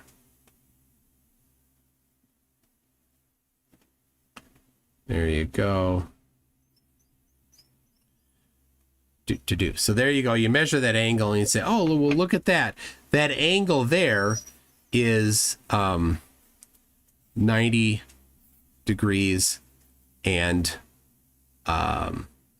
0 minutes and 50 arc seconds, right? That's this angle right here, right? And then what do you know? You've got... Hey, donkey, you're fine. You're fine. Now you've measured, and so when you do this, then you're going to have a number. This angle that you just measured, whatever that is one of the things that you use in your measurement of flatness or not, right? So if the number is 90, and you've accounted for confounding variables, then that would be a measurement of flatness. And if you measured it to be more than 90 degrees, then that's a measurement of non-flatness. That's a measurement of curvature. There you go. That's how you would do that, Dick. So glad to be able to help you do that. Now you know how. And so you have one way that you could potentially do that. Donkey, stop it. Stop. Okay. Now, the refraction here causes it's a confounding variable, and you need to control for it. And there are ways to control for it. But what happens generally is, let's see. Let me show you. I can show you in the surveying manual that I brought up before. You're gonna love this, Dick Wayne. This is you get to learn things, right? There it is. Okay.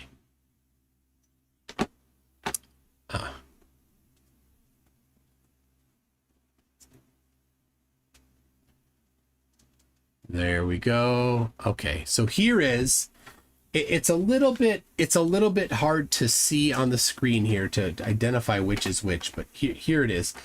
We've got the theodolite here measuring an angle. You've got this dashed line to E, and this straight line right here to D. And this well, it's not straight. The dashed line to E is straight. The line to D, the non-dashed line, is actually curved. And you can't really see it on the screen, but it is curved. That's refraction. So refraction causes this difference right here to be measured.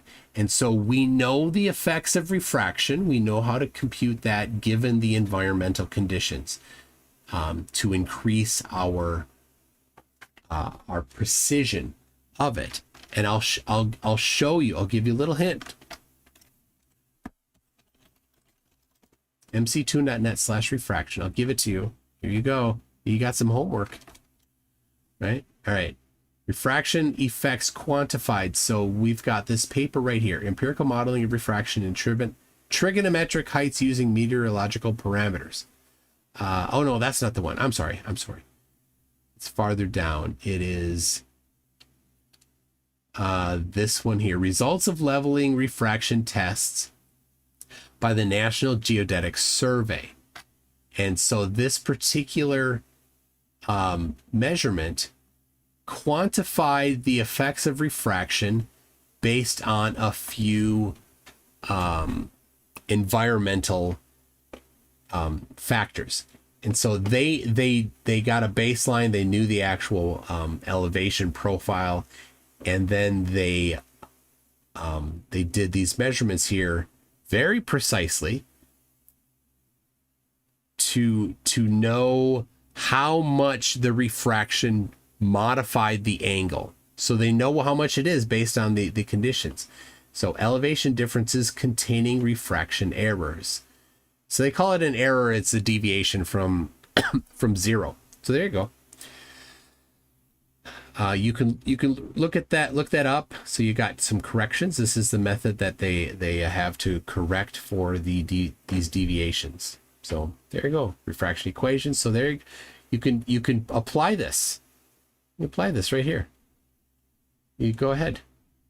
I mean, right. Flat earthers think that they know better than all the scientists in the world. So certainly this stuff will be simple for them. They measured the temperature, they measured the pressure, I think, and then they did some modeling based on those things. I'm not going to read all of it. We'll just say that their conclusion is, let's see if we can pull that out briefly. Summary conclusion.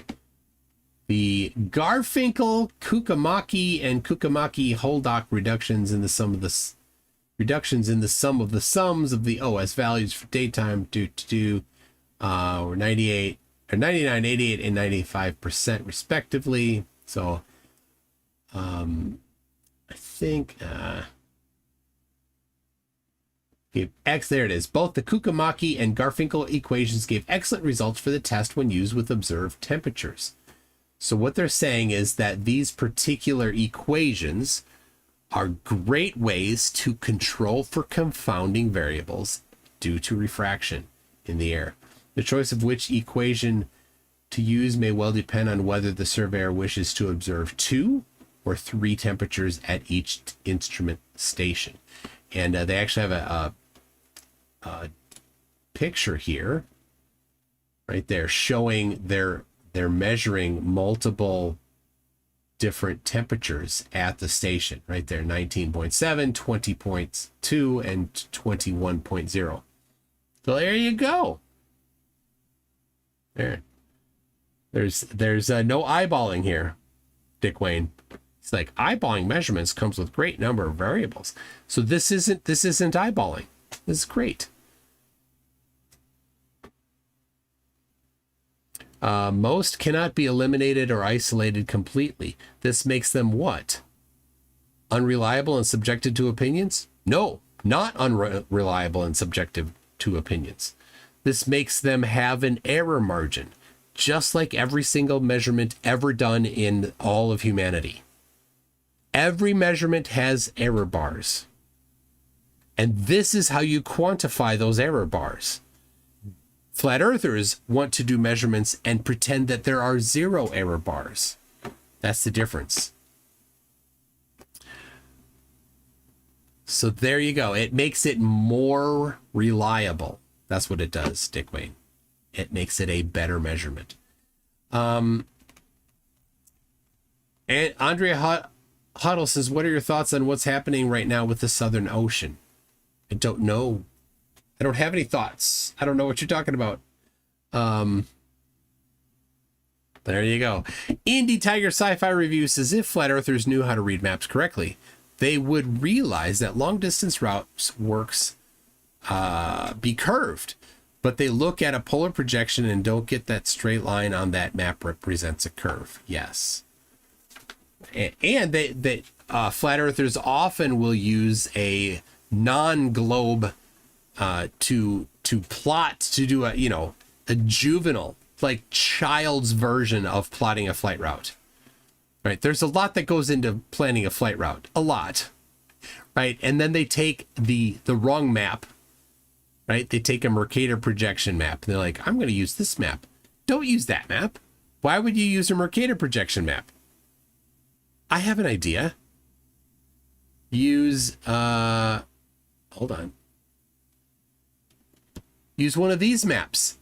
These are the maps that that flights are charted on. These are Lambert conformal conic projections. So, and there are methods that you use to do that. And you can look up the methods that they use to do that on these paper charts.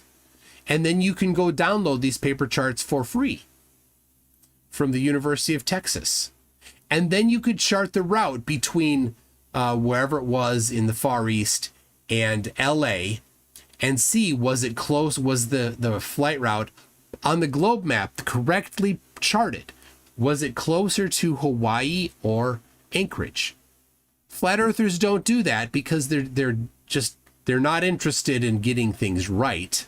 They're interested only in supporting their pre-selected conclusion. So when they go and that video at the beginning I showed of Nathan in front of the this one here. This was Nathan talking about a flight that he thought was incorrect, and from Malaysia to LA, right? And he's like, it makes sense on a flat Earth. Okay, fine. The distances are wrong on flat Earth still, but never mind the distances. That would take actual, work to figure that out. But it also makes sense on a globe. But he didn't try that. Flat Earthers don't do that. It's too bad. It's too bad for them. Peter Markley says, what? Let's see. Would doing that on a conformal conic projection paper map require some advanced math? No, it does not. The cool thing about using these charts is that they have techniques for doing it. I don't have one that I can show you, so I can just describe it for you. There are two secant lines on the chart. And the secant lines on the chart secant is a trigonometric function, where on those lines, horizontal, left to right, east to west, those lines at those two spots, the east-west distances are correct. Above and below, right? So outside those two lines, the distances are off. They're incorrect in one way, and between those two lines, they're incorrect in a different way. And so if you have if you draw a route across a chart, and it covers, if it goes perfectly diagonal, or not perfectly diagonal, but let me show you. If it goes like this, right? If it enters at the bottom, right, of the paper, and it exits at the top of the paper, then the secant, let's imagine these are the secant lines right here, right? Then, you know, it's off here, and it's off here one way, and it's off here a different way. So if you do this, and you go like that, the distance is correct. This is what really cool. You do zero math, you just put your ruler on here, you measure that distance, you go to the scale, you say that's whatever this is, and now that distance is correct. Now, if you go off of the map like this, right? So if you go off the chart, you go off a chunk there, then your distances are going to be slightly wrong. But the way it tends to work is that the errors above and the errors below tend to cancel each other out. It's not perfect. It's not perfect. But if you want to be more precise about the actual distances, then yes, you will need to do some math. And because it's not conducive to planning a flight route while you're in an airplane and doing all sorts of trigonometry. They have methods that are like, do this, and now here's how you can do it, and it's good. So there's techniques to doing it, and that have been kind of laid out as ways to do it quickly. So if you look at older commercial airplanes, you have the pilot, co-pilot, and navigator. They don't have the navigator anymore, but they used to, and he was back farther in the cockpit, and he had a little table there, and he had a whole bunch of maps. So if you look at some of the older movies where people are flying in commercial airplanes, you got that guy sitting back there. He's got charts and stuff around there, and so he's out there doing the routes, navigating, and so there are ways to do that. Of course, everything's computerized now. It's on the iPads. Often they're using ForeFlight or Jeppesen or Garmin to do the computation. It's using the Haversine formula.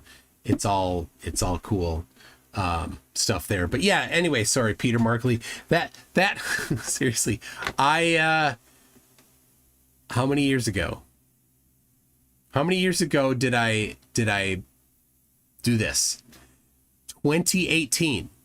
I did this in 2018, and so I learned all those techniques in 2018. I wouldn't be a navigator, right? You wouldn't have me be a navigator, but I went through the process and I read up on how they do all that and the ways that they do that. So yeah, it's pretty cool. And when you learn about how celestial navigation is done, it's similar. When you're in a ship, when you're on the boat and you're back in your cabin, you've got your angle measurements that you took, right? You're not going to go from first principles and derive all of the things and then figure out the distances. No, you're going to use the techniques that people have figured out from first principles to skip over doing all of the derivation and just do the particular part of the technique that you need to do that's different for your position. So Indie Tiger Sci-Fi Review says we did use Mercator projection maps in the Navy for navigation. Yes. And when you're on ships, use Mercator projections because they have different requirements. One of it is that the angles are correct. And airplanes use Lambert conformal conic projections because they don't have to stick to just water like a ship does. So yeah, navigational charts for ships tend to be Mercator projections, and navigational charts for airplanes tend to be Lambert conformal conic projections. So, all right. Hakeem Sherwalla says, surely Dick Wayne is an implant from me to make things interesting. Dick can't be that stupid. I wish that were the case. That would be great, but I don't have any of that. I do enjoy having the detractors here. I do like that, but no. Let's see. What's he on about right now? How about this? Build 2 models of Earth using Lego. Now navigate ships and planes over both model surfaces, which doesn't match reality as we experience. Well, I wouldn't build one out of Lego. Why would I build one out of Lego? How about we use an exercise ball? That would be fine. Or one of these, right? I have a larger one of these in the other room. How about this? I will use the larger one of these, and I will use it to actually chart a route, right? Let's have it be Sydney to Los Angeles. Okay. And I'll use the larger one because this one is right. It larger is better because you can get more precise. So I use the larger one. Okay. And you use whatever flat earth map you use. Right? Fair, right? And if you want, you could build it out of Legos. Or you could print out the map that you think the Earth is, that, represents the Earth. Right? Because no doubt this is what you think of, right? And print this out poster size. And then we will both use the maps as you suggested to navigate an airplane from Sydney to Los Angeles. This is a flight that happens multiple times a week. It really exists. People can go get on it and fly it. And then whichever one is closer, wins. I'll put money on it. I'll put $5,000 on it. Dick Wayne, how about that? We both pick somebody to hold it. I'll transfer the Bitcoin. You can do it in Bitcoin or cash, whatever you want. And if you're like, well, the Bitcoin has a little fee to extract, that's fine. I'll add a little buffer if you prefer. So, and whoever gets closest to the actual time that the airplane flew, knowing the airspeed of the airplane, whoever got closest gets the 5,000 from the other person. What do you say? Are you in, Dick Wayne, or are you going to run from that one? That'd be funny. So now Dick Wayne actually proposed a written debate a while ago, many months ago, between myself and him. He proposed it. And one god is here now. He's been around a bit. He was going to moderate it. And the moderation was just going to be, we would email our stuff, right? We'd write it up, it'd get published, and then somebody else would write up their response. It would get published, right? And that's how the debate was going to happen, and it was going to be moderated. And he backed out. It was his idea. So, Dick Wayne. It's always about the money with me. Fine, I'm happy to not have it be about the money. Okay, let's have it be about. I will say my face on video, directly addressing you with the words you want me to say as a concession. Okay? Whatever you want. Not vulgar, okay? And conversely, I will write a script for you to say, your face on camera. No money. Nice and simple. Your face on camera. And of course, everybody can have easy access to a cell phone. So it's not difficult to get your face on camera, right? And if you lack a cell phone or access to a cell phone, then I'm not going to believe you. So anyway, there it is. Email me, mctoon@mctoon.net. Tell me again what the deal was. Oh my gosh. Okay. I will use an actual globe the one that the educational globe that we have in, that we purchased for school, because we homeschool. I'll use that one, and I will use the scale on that to chart, to navigate, as you said, a route between Sydney and Los Angeles, right? And you will do the same on your flat Earth map. And whoever is the closest wins. Okay, but you know what? That's not good enough. That's just one. We need more, right? Because there's 100,000 flights a day. So let's start with that one, and let's each choose 2 other routes, significant size routes. You know, not from Cleveland to Columbus. Okay, not these short ones like that. Something big, you know, between continents like that. I'll pick 2 more. You pick 2 more. We'll have a total of 5 real routes that real planes take. Okay, and so then we can go pull up on websites that track flights, how long it took and how fast the airplane can fly. And whoever gets closest as a sum, right? We'll sum all 5 of those together. Whoever got closest wins. All right, email me, Dick, mctoon@mctoon.net. This is going to be great, right? I mean, then the only challenge is what do I have for you to write as your concession? And you know what I'll even do? I will pre-record my concession and send it to whoever we choose as our neutral party there that we agree upon. Whoever it is, I'll send it to them. They can watch it and then confirm to you whether or not I did in fact read the script. You can do the same. I think that'd be great. And then the winners one does not get published, and the one who lost gets their concession video published. How about that? This is amazing, Dick. We're making progress. Oh, Dick has no map. I don't believe Earth can be accurately and fully mapped. Sorry. But Dick Wayne, you proposed this, Dick Wayne.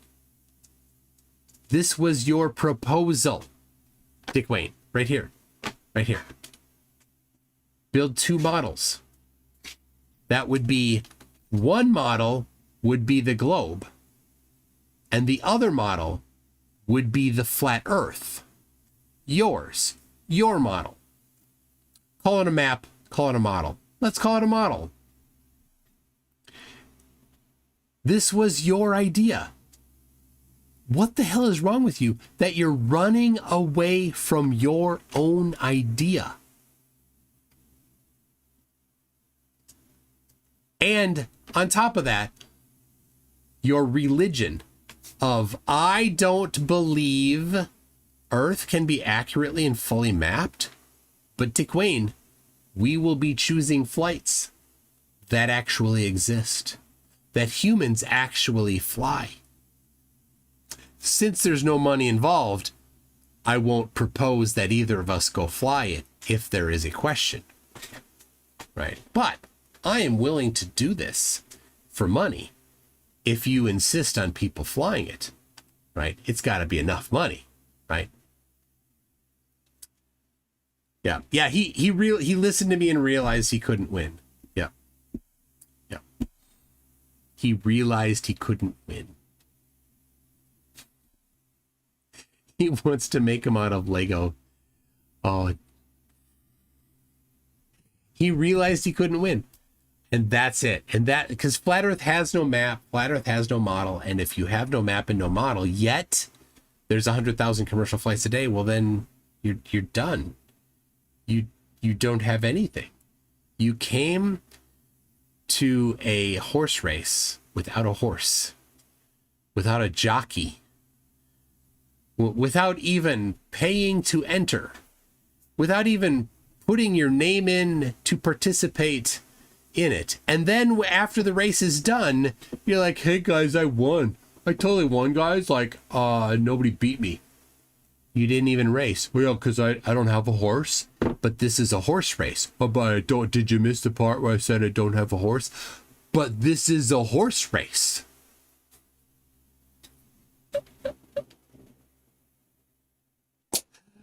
Oh Oh my gosh.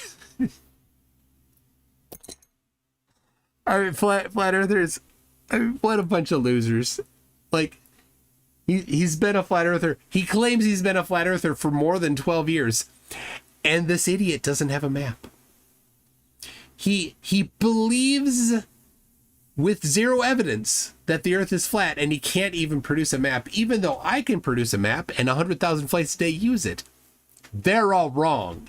He proposes that we both build a model to test. 2 models. One my model, one his model, and we test to see who's right. As soon as I say, yes, let's do it, run away.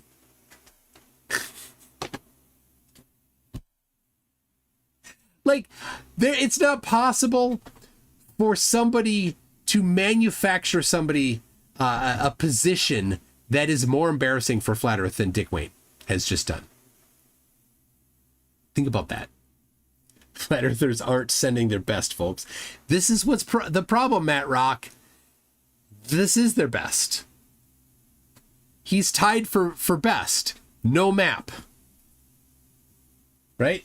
All the you know, not all, but a lot of the longtime Flat Earthers like, oh, that's not our map, that's a straw man.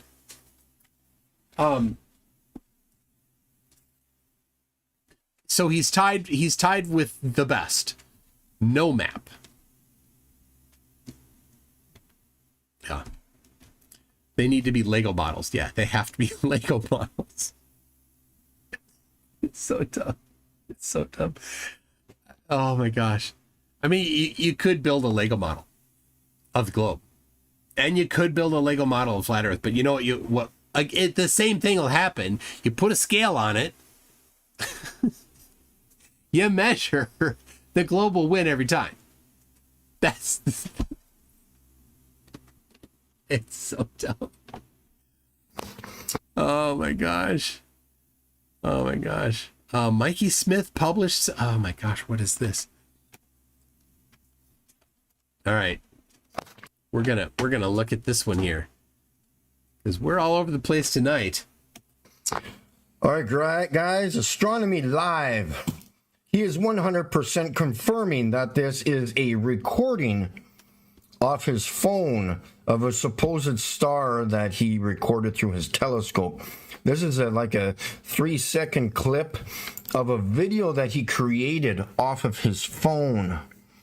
He did not record this through his telescope, okay? Astronomy Live and Red's Rhetoric will not provide me proof of an actual recording of a real star through their telescopes. As you can see, I'm pressing play, and it is just absolute bullshit. I have no idea what these white lights are here. Those are stars, Mikey. These are not stars. This is definitely not a star. That's a star. This is absolute bullshit. Yeah, and Red's Rhetoric, and they also... How does he know it's not correct?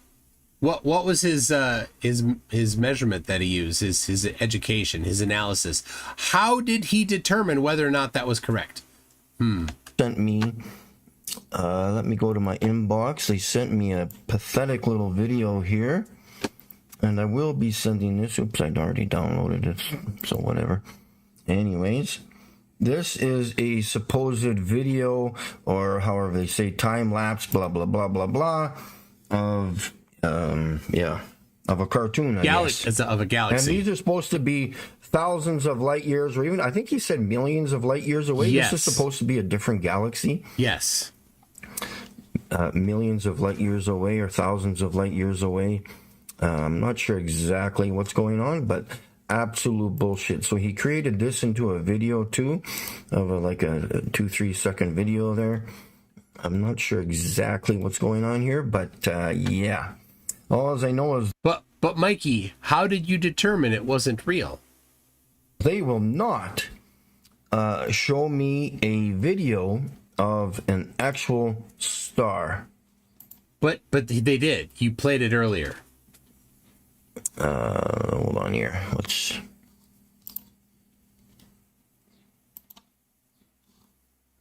No, nobody tell him that VLC is a good video player. So yeah, Oh, there's the star. He asked for a star. It's right there. There's the star. this, I don't know what this is, but I know I can confirm 100% that this is not a star. Stars are all at the same level, like as if all the stars were in the top of the screen here, all at this level. There's not a star here and a star behind it, and then one What? over there by the TV. What? And one over here by Oh, depth. Depth is the word he's looking for. How does he know this? Because he said so. the keyboard. There is no depth to the stars. They're all at the same level as if they were connected to the top of this screen. I'm not saying these are the same as that. I'm just saying all the stars in the sky are connected to the same surface, the firmament above us. All right. And what's his evidence? But this is how stupid flat Earth is. That's just you saying stuff. Where's the evidence for it? All right, good job there, Rhetoric and Astronomy Live. Oh my gosh, so dumb. So dumb. Mikey. Oh, you're not smart. You're just not smart. All right. Icy Spin says, this super chat is a past monkey didn't know their purpose. I already read that, didn't I? Indie Tiger Sci-Fi Review about reading maps correctly. We've got Emerson Biggins says, Toon, you should make coming on live with you a condition for allowing Dick Wayne to satisfy the humiliation fetish in your chat. Put him on ignore until he mans up. No, he won't. We just know he won't. And so it's do we want the negative example, the counter example, in the chat or not? And I do. I love having some flatties in there to embarrass themselves, to embarrass all flat earthers, right? Well, I don't have a map. That's embarrassing. It's so embarrassing to think the earth is flat and know that there's 100,000 commercial flights a day and then be so completely oblivious to the fact that you're making a ridiculous fool of yourself by saying you don't have a map. I love that. I love that he's willing to do that. And so if we put that on as a requirement that he comes to talk, then basically that means I will have to permanently ban him. And I don't want that. I want that counterexample. I want this chat over here to have people in there making fools of flat earthers. Right? And I mean, you're right. I don't think that anybody for money could do a better job at humiliating flat earth than Dick Wayne does. Right? All right. The OG Kenji says, unblock monkey. Unblock monkey cat pat pat. And apparently he's unblocked now, so that's good. Earthrise has been a member for 48 months. That's 4 years. 4 times around the sun, plus a month.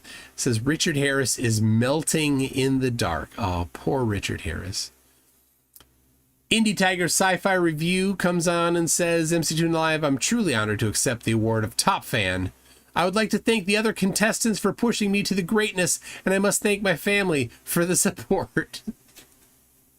And yes, indeed, he is Top Fan, at least at that time. And where is he now?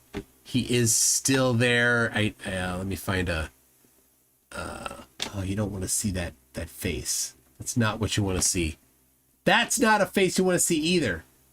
Let's get a face you want to see. All right. Well, there you go. There it is.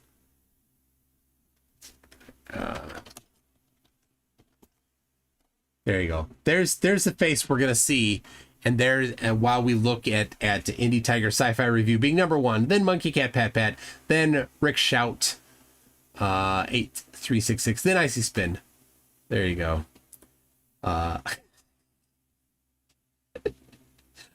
Look at how cute they are. No.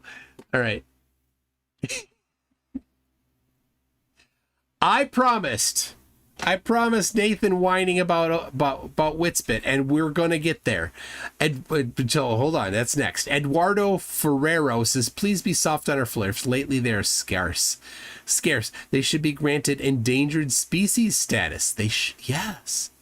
I mean, they're already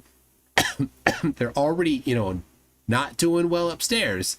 So Who knows? They may OD on crayons, and and then one more flurf down, right? They could think, hey, let me test gravity. Gravity doesn't exist, and then climb up to the highest parking ramp they can find, and then declare, because that's how flat earthers think that proof is done. You just say things and then declare that gravity doesn't exist, and then go, right? We don't want that. But yeah, they're getting scarce, and there'd be another flatty down.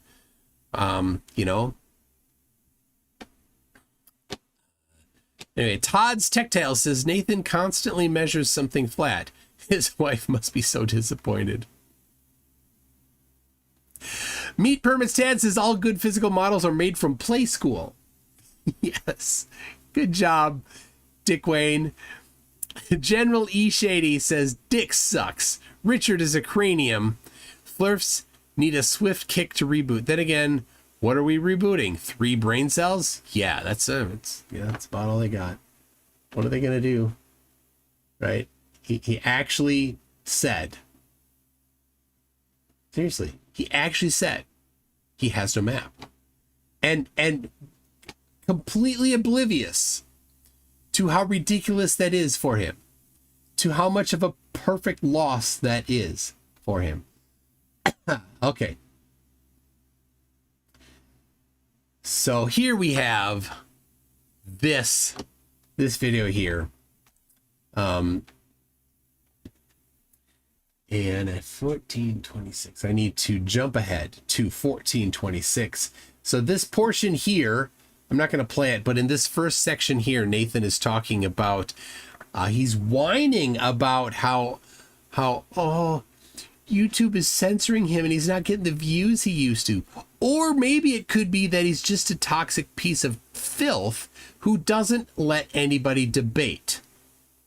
And so it gets really stinking boring. Why would even a flat earther watch his videos? Because the only thing he does is his flat earth religious mass, the call out and response. What about this? What about this? That's it, right? That's what he does every time for an hour, 5 days a week. That's what he does. And no debates happen. So who's going to watch it? It's boring. Anyway, so he's complaining about that. His views are going down. And so to supplement his failing views, he's been buying and selling microphones and selling them on eBay. In order to pay his mortgage. So to that, I'll say, Nathan, I think it's a fantastic move for you to learn how to make money other than grifting on YouTube. So I wholly support your efforts to do something other than scamming people on YouTube by lying to them, or just by you being really stupid. One or the other, right? So definitely do that. Do something other than scamming people on YouTube, and something other than lying about the shape of the earth to pay your mortgage. I fully support that. Go ahead. So anyway, I'm not going to play that part because it's dumb. We're going to jump up to 14:26, where he's going to complain about WItspit. All right. Here we go. They're saying, there's been an exodus, Jaren's leaving, therefore Flat Earth's over. Well, yeah, I mean, Flat Earth never began because the sun sets. Yeah, what they built up to burn is over. That the community that they corralled into, following Jaren, basically. The Globebusters community. They're dissolving that and burning it. No, maybe Globebusters? Go ahead. Did you say Globebusters? Whatever. Maybe Whitsit's caught in the crossfire. Well, you picked your side, Whitsit. If it is the case that Whitsit's like, oh no, but, while they're burning this straw man of a community called Flat Earth, instead of acknowledging that Earth is measured flat, and I am falling victim to the downfall of that quote-unquote Flat Earth community. Nathan is falling victim to it. So here he's get this. He's asserting that the entire 10 years of Globebusters, Jaron and Bob Nodell and all of the other people that are part of that, were fake. He's saying that the nameless, faceless, they built that up, and now they have decided to tear it down. Why would they build it up? No reason given. No reason given. It doesn't make sense. If the nameless, faceless they want to hide the shape of the earth from people, why would they tear down the most popular flat earthers? That makes no sense. Nathan has always been, third string, fourth string flat earther, right? He fancies himself to be number one, but he's not. Right? He's never been in that position. Why would the nameless, faceless they tear it down if it was working? Wouldn't the nameless, faceless they keep it going? This trip to Antarctica would never be allowed. If somebody was trying to hide the shape of the earth, they would shut it down right away. Or, the results would be different. Something like that, right? None of this makes sense for why some giant 2,500-year-old global conspiracy would have 10 years ago decide to create some sort of a fake community of flat earthers so that they could tear it down later. Makes no sense. Yes, Dick Wayne, Mark Von Wisco, Dick Wayne does prefer to remain ignorant of reality. That is how flat earthers function. As they burn it. It's like, well, tough shit. The amount of times we put out the quote-unquote olive branch to WItspit, and he got spat back in our faces multiple times. It's like... Actually, back in December, WItspit tried to grovel his way back to Nathan, and Nathan spat it at Austin. Hilarious. Well, if you're stuck in the crossfire, you don't do something else. If your so-called community is being dissolved because the controlled opposition that built it have decided this is the time to burn it, then you don't have a community to be a part of anymore, I'm afraid. What's that you want in on mine? Piss off. Lost. Where were you when we were asking you to put the decent rhetoric out there instead of punting the ether shite that they're now burning, presumably with you at the stake? Oh, he's still punting it. Of course he is. Don't worry about that. Yeah. This is what's funny. All right, so if you don't know, Neil, the guy in the bottom center here, Neil is like his little lapdog. Nathan's lapdog. He's basically the little guy. What's his name from the Lethal Weapon series? Somebody will help me. He's that guy from Lethal Weapon. And he just can't help himself just gobbling up all the crap that Oakley spews. It's Pesci. Joe Pesci. He's Joe Pesci. That's what he is. Listen to him. It's so funny. Anyway, you do what you do that you think makes you successful. If you're unaware that it's part of a narrative that's destined to be burned, you'll keep punting it even amongst the fire and flames around you, won't you? Okay. That's what Oakley's doing. Put these flames out. Don't forget, after the TFE fallout, he wanted to work together with you. Yes, I do remember that vaguely. Have you heard any of his new material? Don't watch WItspit. I've got no... So this is how out of touch they are. WItspit hasn't done anything. Right? He has done, like, in January or February, he did a video that's like, turns out Earth isn't flat. And it was the Bev switcheroo. There's topography. And then basically every 2 to 4 weeks he said, I'm back. I'm going to start doing more regular videos. And then he doesn't do more regular videos. He, almost a month ago now, did his virtual summit, which I don't know how well it did. I'm guessing it wasn't as great as he hoped. Where most of the people on there were alternative health nuts, right? The people that don't think viruses exist, and the people that think that, woo stuff is the way to get healthy. That's who was mostly on there in his truth summit, right? That's what it was about. He tried in that summit to move away from flat earth. The only flat earth thing there was his debate with Jaron, where Jaron demolished him. So these guys haven't paid attention enough, but they're kind of pontificating on what they think Austin is doing. Interest, what's he got to offer me? All flat earthers generally do is irritate me. Why? Well, because they're not saying Earth's measured flat. They're saying 9/11 was a hoax, JFK was... The list goes on of bullshit that they talk about, and it all irritates me, and it has done from the moment I arrived here. Jesse Spots was the first, talking about clone centres, and Taylor Swift being a freaking clone, and Mandela effect. And I was immediately perturbed. I was immediately irritated, and immediately wanted to react to these numbskulls talking nonsense. Nothing's changed, but those numbskulls have been built up into a community that's currently being burned. Like I say, that's why I've got the kibosh on my videos. Now, that's why he knows. He knows the community is getting burned by the Nameless Faceless They, and he knows that the Nameless Faceless They has got the kibosh on his videos, of course. I don't care about any of that. All I care about in these circumstances is, can I pay my freaking mortgage? That's it, right? If I can, then life's good. If I can't, then I've got to do something about it. And in this case, running myself into the ground mentally and physically with 3 jobs is what I've had to do to sustain a roof over my head. Now, I got an idea for you, Nathan. Instead of lying about the shape of the earth, ditch that one and, put your effort into something else. Right? Do that. That's first priority. Now, respite is job number 1.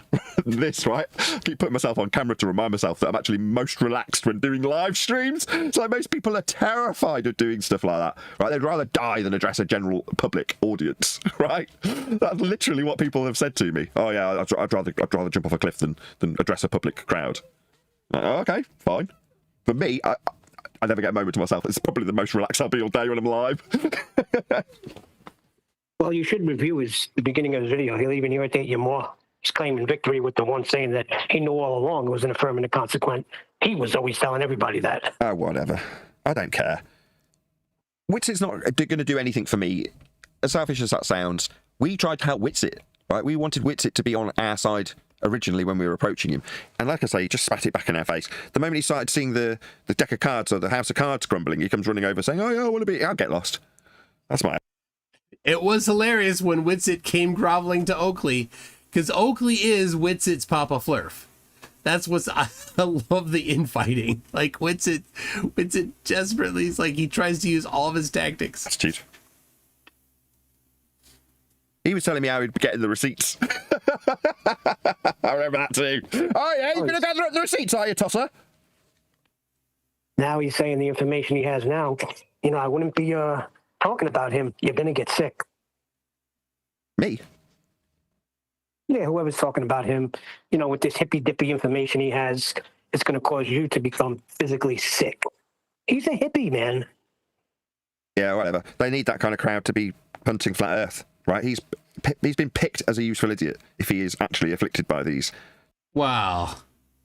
From one useful idiot, Oakley, to the other useful idiot, WItspit. I mean, you guys are birds of a feather. You're both useful idiots. Tyrants burning their controlled narrative before our very eyes. Yeah, like I say, it doesn't affect me. I don't care. I'm not being disbanded. I'm not part of some exodus. I'm still here making videos about how Earth's measured flat. That'll never change. What does change is the amount of exposure those videos receive. And what he's never done is actually show any measurements of flatness. Okay, I'm going to jump ahead to another wine session about WItspit.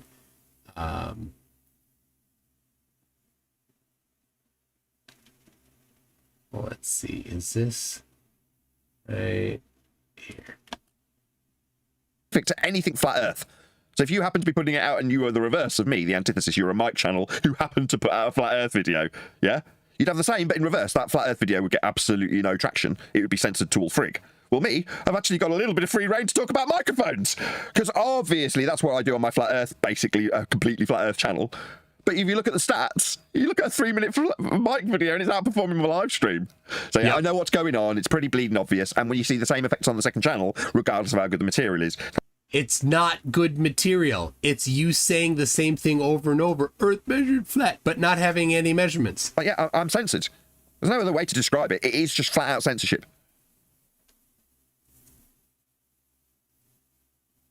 More egregious than ever as well.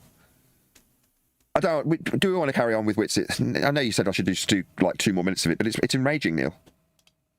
Really start to achieve like stillness. That's when you really have like epiphanies and breakthroughs, and you really start to hone in, and you feel like this peace, right? And you can really like hit like strides of profundity and breakthroughs and stuff like that. So Profundity? Is that a word? Stillness. We're in the pursuit of stillness. And like, what is everything in physics? It's like everything's seeking equilibrium. What does that mean? It's in the pursuit of getting Deep insight, great depth of knowledge or thought. There you go. Profundity. to where it can rest. Stillness. Now, even though this bottle is actually like it's sitting here, okay, it's not actually at rest. I've just got to pause and say wanker. It's coming out of me if I can't help it. You know what I mean? Right? It's sitting on the table, but it's not actually at rest.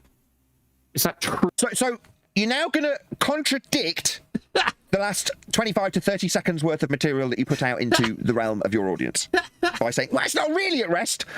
So what? It's not really relevant anything you've just said then? Truly still. It is actually still moving, right? Because even the core components of it are just vibrating. Yes, so nothing's at absolute stillness, nothing's at rest, kind of like the frustration and fury that I put towards him. He's now agreeing with me in the next breath. Yeah, what's the word? A few things make me happier than Oakley being upset at WItspit. A wanker? Yeah, that's right, wanker. Everything you said previous was stupid and nonsensical, and now you're admitting that fact. So anything in this material world... Is this contradictory, nonsensical garbage spew ether, then? Because that's how you open this shit. What's the word? A fraud, con man, grifter, scammer. Those are all words, Whitsit. They're ones that I'm tying to you. You grifter. Why? Because you've just spewed nonsense shite waffle and then admitted it immediately afterwards. That's because you're a grifter. Yeah, that's what grifters do. Shite waffle. There's no true rest. There's no true stillness in this world. Right, so when you just told your audience 25 seconds ago to try and achieve it, under the guise of talking about ether, that was complete shite then. Yeah. No, WItspit was talking about some spiritual woo stuff. About stillness. You must achieve perfect stillness. That's what he's talking about, that kind of stuff. But he's mixing it because people that don't understand science, they can't not mix metaphors. They're like, oh, well, everything has a frequency. We just need to raise our frequencies. Right? That kind of crap. WItspit's about that kind of crap. And the same stuff with, well, you just need to find your internal stillness. And then he instantly pivots to, this bottle is never actually really still. It's a completely different definition of the word still. But it doesn't matter, because to him, everything's just a big old jumble of nothingness in that word salad that he's assembling. I objected quite strongly as you were saying it, based on that exact standard that you're now explaining is absolutely true and confirming what I moaned about. If it ever were to be truly completely void of any type of displacement or motion or movement at all, it wouldn't be here. Right. What? No, that won't happen because of... Are we done? It's just too irritating. He's just so too big a wanker. Are we done? I just want him one more minute. He tries to tie it into the whole God thing. I need people to hear that. Hey, chocolate. Oh, Neil, I love it. All right, so hold on. I got to read this. Kiwi Bush says, he's really started with everything being still in the beginning. Yeah, but he was rolling in, wasn't he? Like the experiencing perfect stillness. Like he said that kind of stuff too. The spiritual woo stuff. I don't know. It doesn't matter. What matters, what really matters, this is the joy that we all get to have here, is that Oakley is pissed because WItspit, look at this video, 15,000 views. WItspit's got, Oakley can't break 1,000. And this was WItspit's throwaway video. He just got on there and yapped about nothing, and talked in circles as just his, I think it was this is like, hey everybody, make sure you buy tickets to the summit this weekend because I really need that money. Understanding. And so ether itself, the primary state, because there are modalities of it, because it's all coming from. Sorry, he hasn't defined what it is. What he's just doing is giving you a nonsensical garbage spew of cockwaffle that made no sense that he just contradicted in the face of his first statements to say that this is ether, even though it's just a word. Now that he's given you all his cockwaffle of meaningless nonsense, he's going to start talking about ether like it's been defined. Wanker, charlatan, scammer, grifter, fraud. These are all words, and they're all going to be associated with you, you freaking scammer. From the same. Let's just make sure we have WItspit's position on the ether understood well. Ether is an immaterial background medium of pure potential. It cannot be quantified or measured intrinsically. It cannot. There's no evidence you can have for it. And then this was while talking to Nathan and Quantum Eraser. He said this. Ether's not science. There you go. Ether is not science, but you know who absolutely 100% accepts ether as a mandatory thing? Austin does. And yes, that pisses Nathan off so much. In place. What place would that be? A place of non-definition? But, and like, how could you claim to be a believer and deny this too? Who are you talking to? Believe what? You've got nothing. You've got no substance. You've got cockwaffle and contradiction. Believe what? You know. Don't worry. All right. This is the thing. When you find yourself agreeing with Nathan while he's tearing into WItspit, don't worry.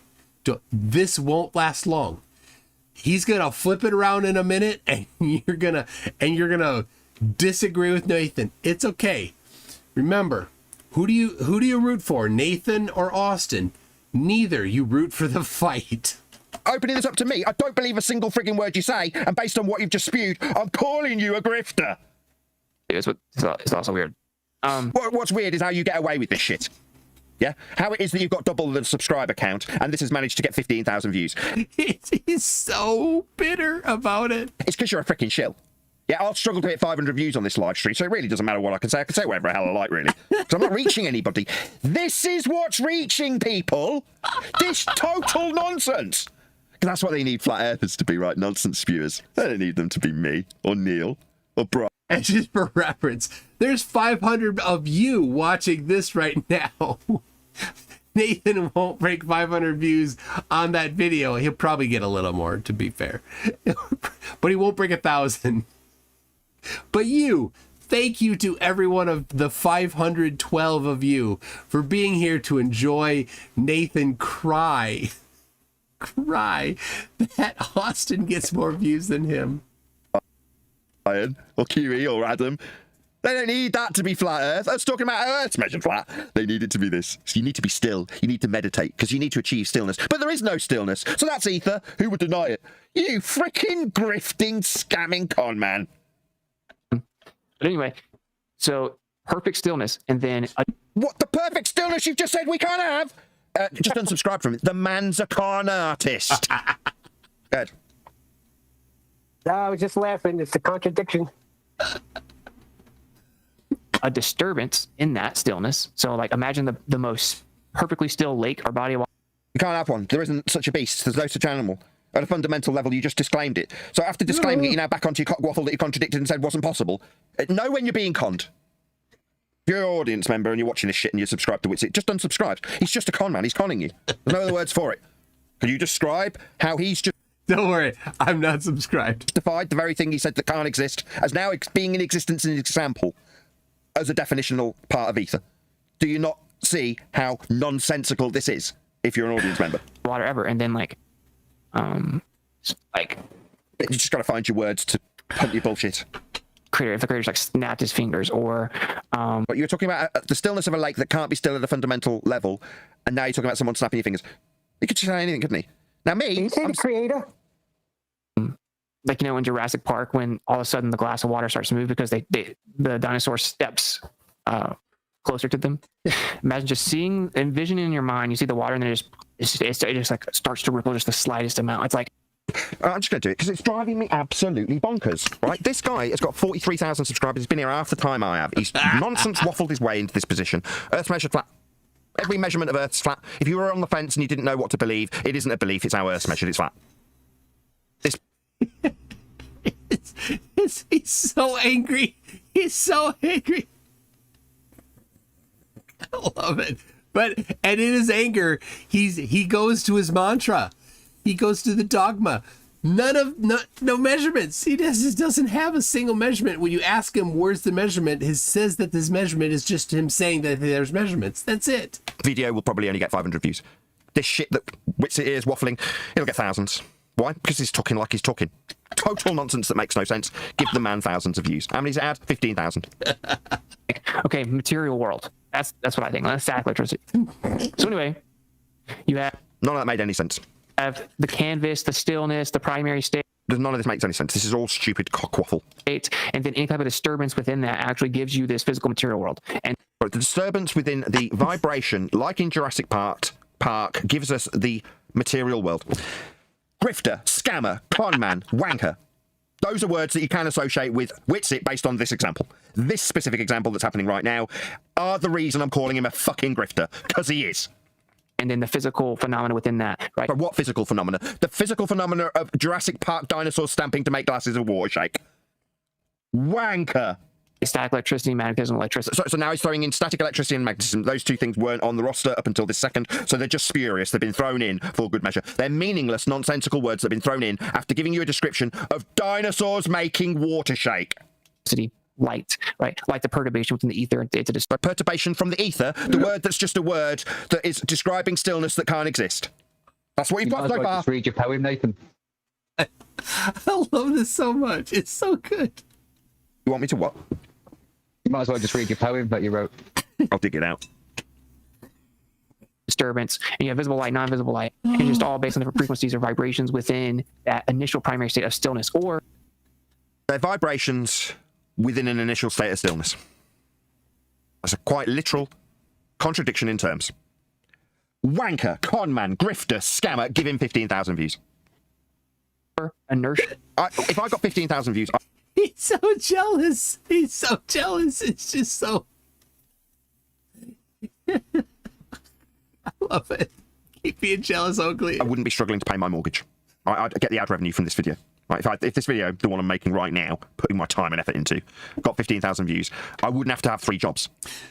Yeah, WItspit can talk this utter shit stoned out of his head, constantly fingering his freaking microphone, and he can get 15,000 views with it. It's a cruel world. It's not fair. It's just that simple. It was too bad. I didn't know if this was going to be one of those. I would have brought my open-toe sandals and beach towel. Sure. Right? So true inertia, right? We use the word inertia in physics on the Earth all the time. What does that really mean? There is no true rest on Earth. There is no true rest inertial state. So for you to describe a vibration from that initial state of stillness, like you did in the last 25 seconds, would be a complete contradiction in terms then, like I just pointed out, and you've reiterated it as well. So is it just me, or does he come up with a contradictory, nonsensical statement that I point out, and then he points out afterwards that his statement made in the last 25 seconds was contradictory? But he'll use that contradictory, nonsensical statement that he's pointing out to be contradictory and nonsensical as a proof for frickin' ether. That's what he's doing. Again, these are just words, WItspit. Conman, grifter, scammer. That's what you are. You're a charlatan. On Earth, like in the mature world. Okay. And I am a material girl. Thanks, Nathan. I just want to remind everybody, when asked, what's the full moon and the new moon on your model, Austin said, I think it's probably like a magnetic cycle, just like the center of a ferrocell image of a magnet. It's just completely black. It's actually just pure inertia in the center.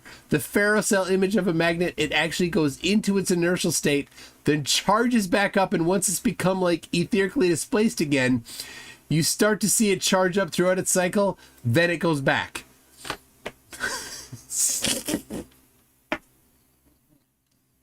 And the reason I brought that up, though, was just to say, like, I think that super... What did you bring up? You brought up a cockwaffle of stream of nonsense. What did you bring up? Super profound, because basically it wasn't profound, it was nonsensical dribble.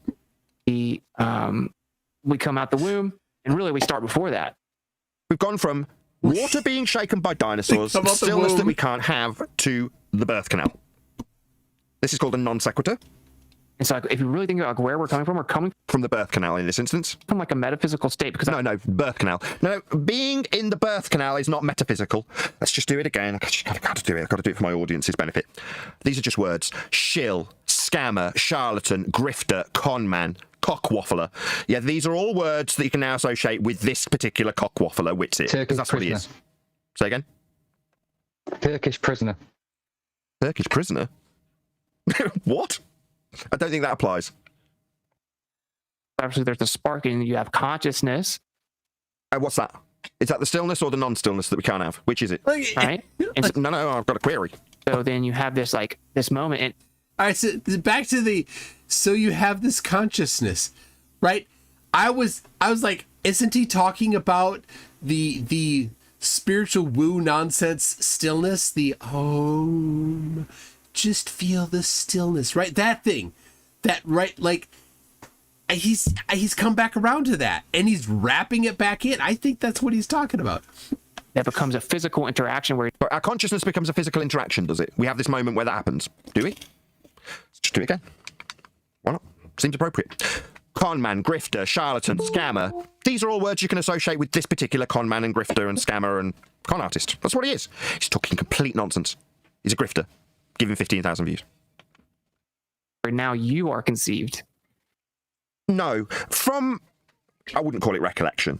That would be a stretch. But from my understanding, my dad had intercourse with my mother, and then there was conception, then the birth canal, then I came into physical existence. It wasn't... No, we don't want to hear this. Please stop. Metaphysical. That's my understanding. I obviously wasn't there. Okay, and now you go through the beginning of this process where you're going to go through life and then come out the womb, and you're going to start to like actually become like a human. And yes, this is the only thing he said accurate so far. You're like, why am I here? What's the pursuit of this? You're right. Why are we here? What are we doing here? What's the purpose? And me, I'm here to pay my mortgage. I tell people Earth is measured flat, so that I can pay a mortgage with a YouTube video that may or may not sustain 500 views after putting quite a lot of effort into producing it, making sure I've got decent sound, decent lighting, decent camera, decent mic. All right. His teeth. Microphone. I've made... There, look at that. The teeth. His teeth. What the hell? Like that's not color. That's not how it should look. That's Ferengi teeth. That's what that is. They're just not pointy. That's it. Oh. Make sure that the kids have been removed. I've made sure that I've got a decent retro. Yeah, make sure the kids have been removed so they don't get slapped. Brick. That is to say, when I say Earth's measured flat, I can offer measurements to go along with that statement. What I'm not doing is what this conman, grifter, charlatan is doing for his 15,000 views that apparently aren't enough to sustain him. Yeah? Because apparently this guy's e-begging and telling the world how difficult it's been to be given an all-expenses-paid trip to Antarctica. Very difficult when you get 15,000 views. But Oakley, you had an opportunity to take the very same trip. You had that same trip handed to you, and you didn't take it. Let me say, if Oakley had taken it, and if WItspit had taken it, and they were both there, what would have happened?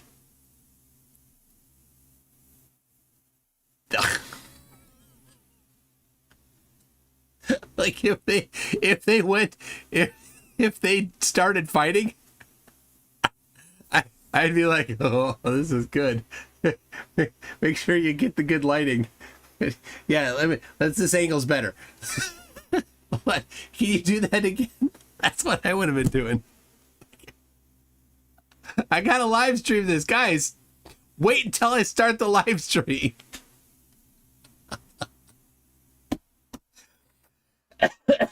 Magical Cat Girl says Oakley is a failed exiled Ferengi who had his ears cut off. About how still things aren't when they're ether. Yeah, it must be very hard to be WItspit. The purpose, seemingly, is eventually you get back to your state of rest. It's almost as if you're going back to your... So when we are traveling down the birth canal after conception, metaphysically speaking, according to WItspit, it's like going back. No. In this long pursuit of... No, it's not like going back in a long pursuit. It's like birth. Your initial state. It's just birth. But that's what's at the end of the road, right? No, it's at the beginning of the road. This is complete nonsense. Is rest. No, tends to be the case that when babies are produced, you get almost no rest. This is nonsense. Kago 44. This Oakley understanding is wrong. He was shat out by a demon. Got to get the right tense in there when you say it. And maybe like truly understanding the actual process of disequilibrium on your way to the equilibrium. But no, it's not disequilibrium on the way to equilibrium. It was conception.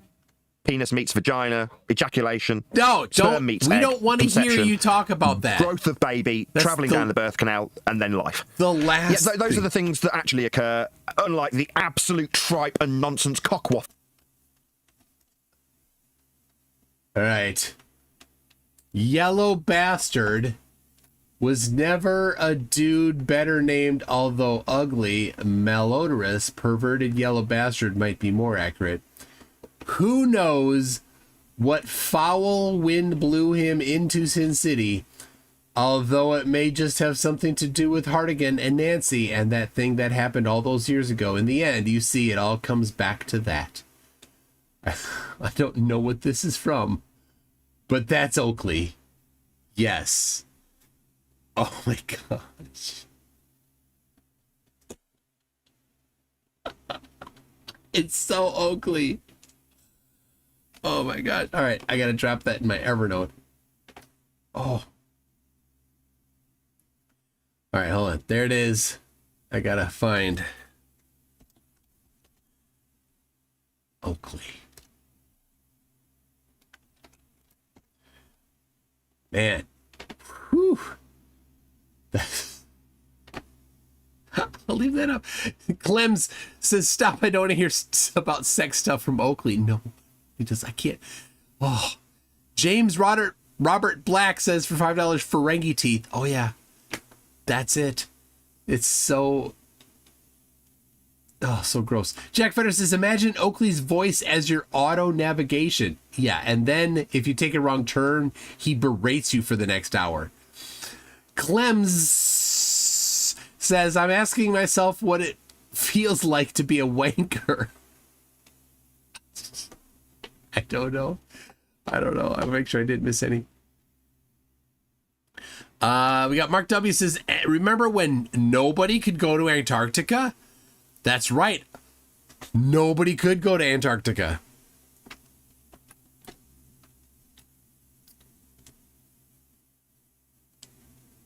All right.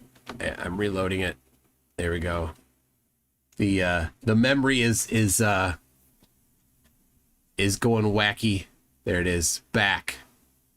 All right. I may have preempted it. Peachy Tony says, if you turn up your microphone while Oakley is talking about reproduction, we can hear every vagina in Western Hemisphere spontaneously desiccating.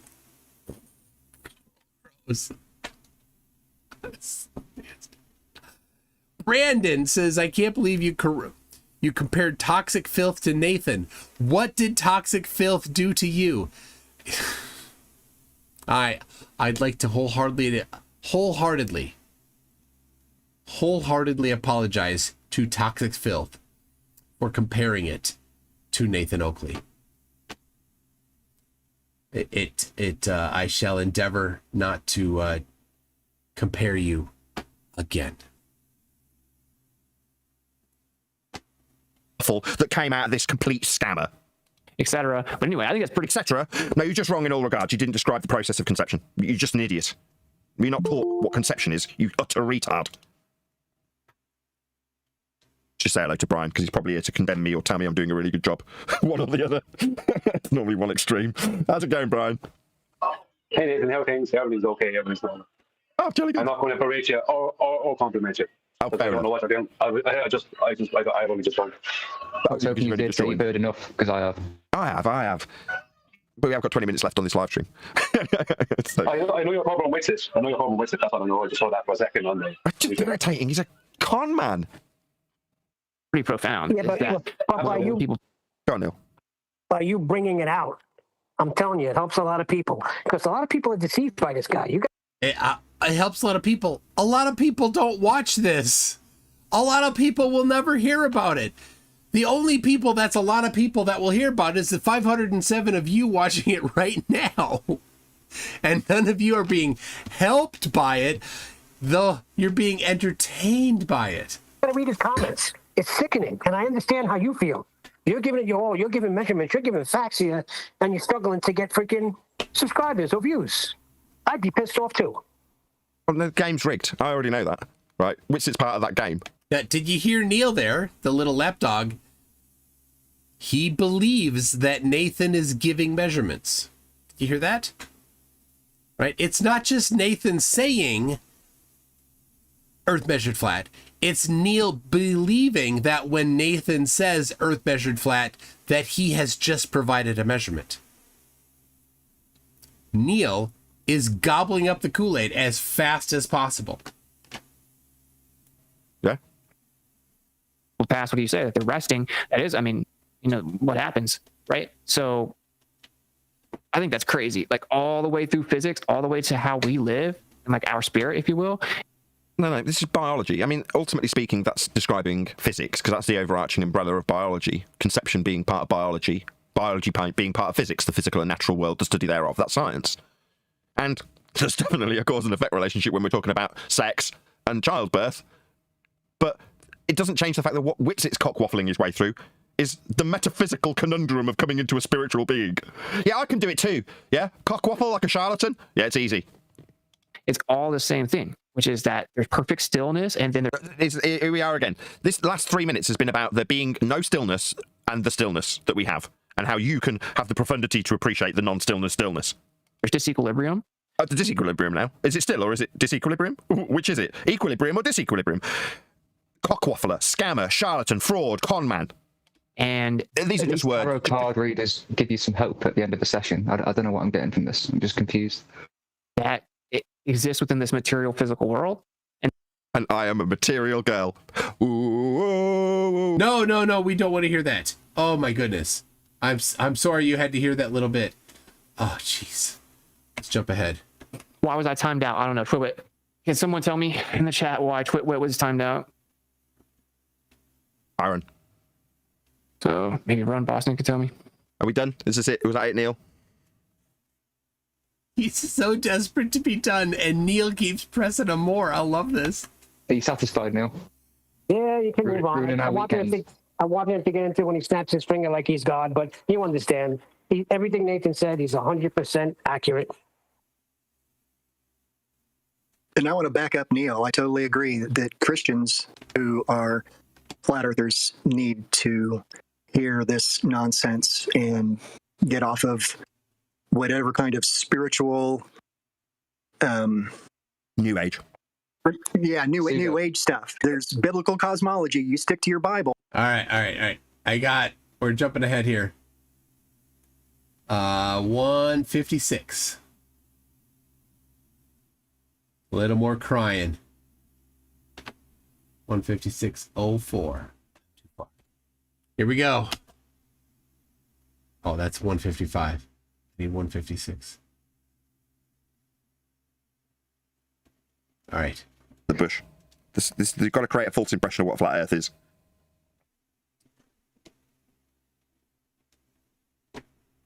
Sorry, I cut you off there. I was saying it's antagonistic, really. But yeah. This is something. Okay, so this is Brian's logic challenging Nathan. Get ready. I was going to slag you, right? I was going to get onto you. I was getting onto you in a slagging kind of way, in a joking way, but also to get my point across. Before we got to you talking about the promotion of the book with the slow deceivers, I was only waiting for Sensual and yourself to stop the conversation about the topic. Okay, the book. Nathan's writing a book, except Nathan's not writing it. Other people are writing most of it, and Nathan is putting his name on it, and he's planning on a global tour to promote his Flat Earth book. He's hoping for that. And then I was going to say to you, you know the statement that evil prevails when good men fail to act, you know, this kind of thing?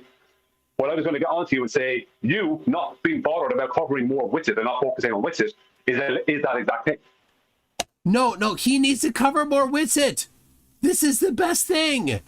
Because That is that exact thing. He is the problem for you and for me and other people. He's the problem because he's the person that's putting out there as the figurehead for us when he's a false god. Except he's not. They've not been paying attention to WItspit. They have a snapshot of WItspit from early December 2024. He is nothing. When he does a live stream, his live stream is littered with flat earthers ruthlessly attacking him. It's glorious. You know what I mean? That's what he is. He's a false person that's put out there to promote a load of rubbish. And whether he's doing it himself or whether he's been put out there by someone, the point is that he's willing to do that, and he knows he's doing it. He's not stupid to that degree. So he knows he's being dishonest. He knows he's talking waffle, but he's willing to do it and get money out of it and get promotion out of it and all the rest of it. And he's willing to come back and try and respawn again. He has no shame. He has no shame. He doesn't take accountability for anything. He's just a straight out liar, right? And a bullshitter. And that's all he is. And people are willing to follow him, and maybe there's false people that are following him to make it look like someone's following him. I don't know. Point being is that when you are lazy about dealing with him, he grows. And he becomes a problem for you down the road, just like it's happened many times before. So today you're going, I'm done with it. No, he needs to be addressed now. You need to nip him in the bud now. Now is the time. Focus on him now. As soon as he rears his head, focus on him. Because that is when you need to focus on him. There's no point trying to focus on him when he has too much, when he's gone making so much noise that no one will hear you. Because that's what happened in the past. It happened with Bob and Dale, happened with him, happened with Jaron. Do you know what I mean? No one's hearing you because you wait too long to address these people. Nobody's hearing you because you wait way too long to address these people. Okay, I'm good. I'm good with you, Brian. Brian, I think, is telling him that he needs to cover WItspit more.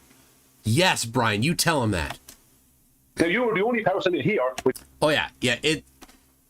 This guy's supposed to be speaking English, but it's barely English. The exception of QE that has a platform that can do that. If I had a platform that I could do that, well, that would matter, I would do it. But I don't have it. And I'm not going to have it with the way things are going. So we have to use your platform and QE's platform. And QE's not bothered about doing it, and you're not doing it. So he is going to grow. He is going to respawn. He is going to come back. He's going to respawn and come back. He's talking about WItspit. So WItspit, right now, WItspit is not doing well in the flat earth community. Nobody cares. Nobody watches them. Nobody wants them to do anything except for just a couple WItspit faithful, right? And the people that are, the ones that want to be the Papa Flurfs, I think they're mostly happy that WItspit is stepping aside for the moment because they want to fill that void. And but I think Brian is onto something. I think WItspit has full intentions and hopes, at least, of coming back and attaining his previous glory in the flat Earth community. And I don't know if it'll work or not. I don't know if they'll ever accept him back. Now, I've heard that Run Boston Bear might be going to Antarctica for the marathon this December. And if he goes, what will happen? Obviously, he'll see the 24-hour sun circling. Run Boston Bear is like Austin's biggest financial contributor, as far as I know. And so is a big WItspit fan. So isn't of the opinion that WItspit faked anything. So yeah, Human Being said WItspit defied the cult. He participated in a real experiment. That's not allowed.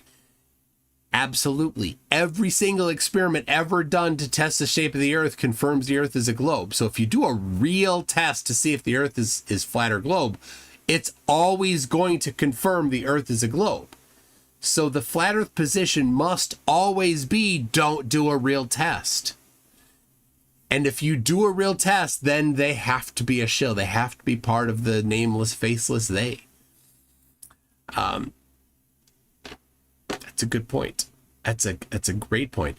Kango44 says, brother, sister, vagina ejaculations, lab experiment to make ultimate CUNT. What in the world did you write all those things for me to say?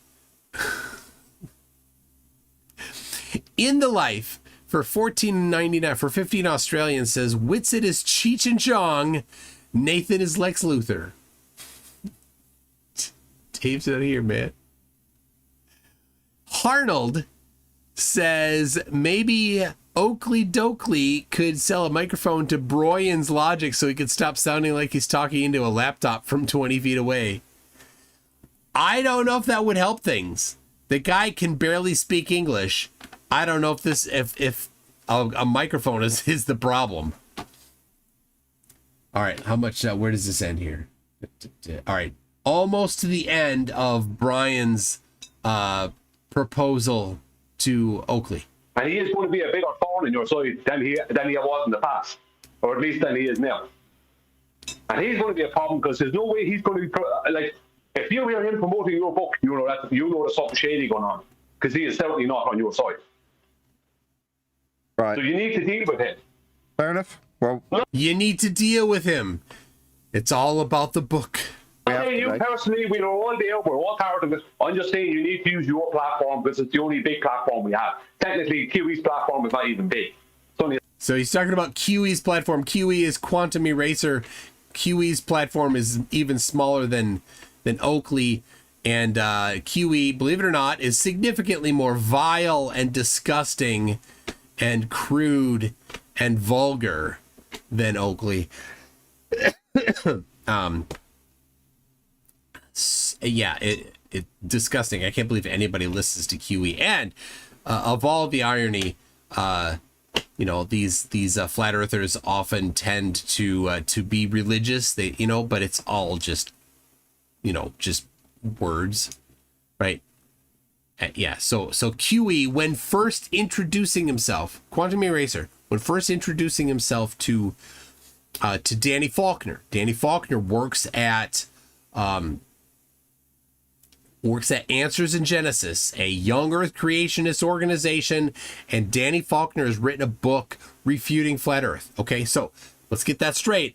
Young Earth creationist in line with flat Earth religious flat earthers.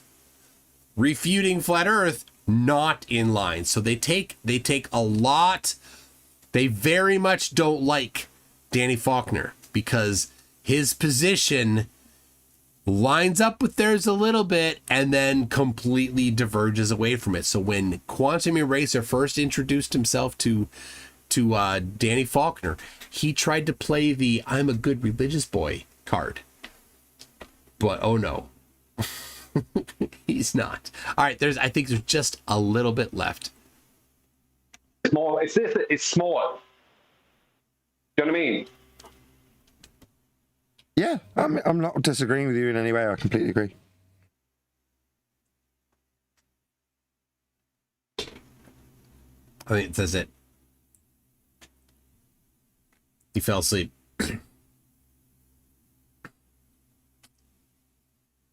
The video's still going. Like, who really cares? Like, let him. Okay, all right. That's the end of the treatment in this video of them talking about it. There's just a couple minutes left. He has his closing remarks and all that stuff. So, PhD Tony says, to be fair, I don't like Danny Faulkner. So I don't like the young Earth creationist stuff. I think it's trash. But when I look at, I kind of compartmentalize my thoughts about this. Like, I pull together people, and I'm happy to partner with people that refute flat Earth. And the other stuff, like, if I can set that aside. So, whatever. I think the evidence is that the Earth is very old. 4 billion years or so. But I'm not deep into that topic, so I don't have a lot of interest in addressing it. So anyway, so to that said, I'm friends with Danny Faulkner. I like him. He sent me his book. I got the book on the shelf back here behind me. And when I drove through Kentucky and Ohio, I met him with my family. We went out to a very nice Japanese hibachi restaurant, and I had a good time meeting him there. So, right? I don't. We didn't talk about the age of the Earth. So, he's literally a professional science denier, but I understand your position, says PG Tony. Thank you. Right. Anyway, people, I think, yeah, Q, call Badger Dude, Q is even worse than Oakley, and that's saying a lot. Yes, exactly. Exactly. It's really hard to listen, and I rarely cover QE because he's so vulgar, that it affects my channel if I were to play his stuff, because he swears so much. You know, because he's a good Christian boy. Because, right? No. Anyway, there you go. I hope you enjoyed that. I certainly did. I'm always looking out for when you know, the flurf on flurf violence. That's the best. And you know, after all that, I'm feeling like a hoedown. I hope you're feeling like a hoedown. Oh, wait a second. What is this? I got a bunch of clips here. Let's see. Let's play this. Dude, I'm not trying to brag here or whatever just to make my point. I'm in the higher percentile of IQ. You would get demolished. I would wipe the floor with Neil deGrasse Tyson. Literally, I would demolish that dude. You're getting destroyed, though. I'm not trying to brag here. Oh, okay. My 160 IQ disagrees with you. My genius IQ. Now I know all the answers. I have a genius IQ. I'm just saying, my genius IQ goes out the window. They'll claim I'm stupid, claim I'm dumb, when my IQ literally proves that that's not the case. I'm not trying to brag here. Oh, he's so humble. He's so humble. I don't know how somebody could be that humble. And then this one. I don't believe in flat Earth model. We have a model that explains the position of the sun everywhere, maintaining exact angular size, and we don't have a model. The geocentric model is more elegant and adaptable. Flat Earthers don't have a model. Okay, so actually the geocentric model has way better predictive capability and is way more viable. We don't have a model. I don't believe in flat Earth model. We have a model that explains the position of the sun everywhere, maintaining exact angular size, and we don't have a model. The geocentric. Oh my gosh.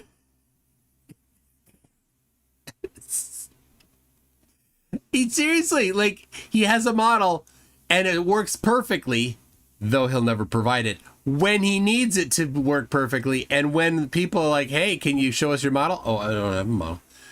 There you go. Okay. Let's go back to the hoedown. Here it is. Okay, people. Thank you very much. Thank you so much for joining along. I appreciate it.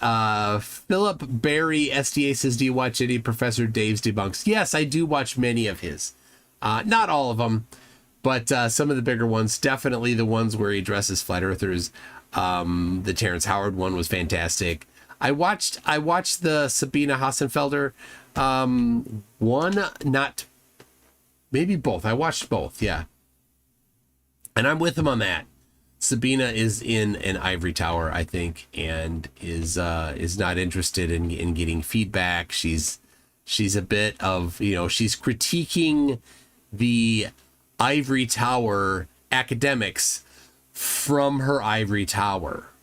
She did a video on 5G. It was rubbish. It was terrible. I emailed her. I commented on her videos. I tried to contact her and say I'm doing a response to her. Nothing. Absolute blanked. And then I'm like, wait a second, let me go find her interacting on her videos, and just like reply to that so she gets a notification. And so there's an extension that I installed on Chrome where you can search through comments. And so I did that on one of her videos. No comments by her in the comments. Okay, well maybe not that one. So I checked another one. 2. I checked another one. None. I checked another. 3. Like, she barely interacts with the comments at all on her videos. Right? And doesn't respond. Like, she has 0 public response at all. So, yeah. That was unimpressive. The getting 5G wrong stuff, unimpressive. So anyway, that's my position. I thought Professor Dave's addressing of her is pretty good. And some of the other stuff, I did watch some of his scum response, like we're ranking the different things, different people he's responded to. Not all of it, some of it. Anyway, that's enough. People, everybody, have a good time. Have a good weekend. We'll see you next Tuesday. What is a full moon and what is a new moon on your model? Probably like a magnetic cycle and just like the center of a barrel cell image of a magnet.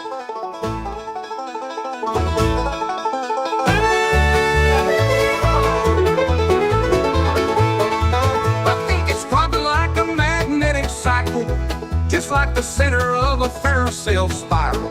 Image of a magnet, it's just black in the middle. It's actually pure inertia, not just a little. In the ferrocell cell image of a magnet, it actually goes into its inertial state, then charges back up. It becomes like etherically displaced. You start to see it charge up once more, and it goes back like it did before.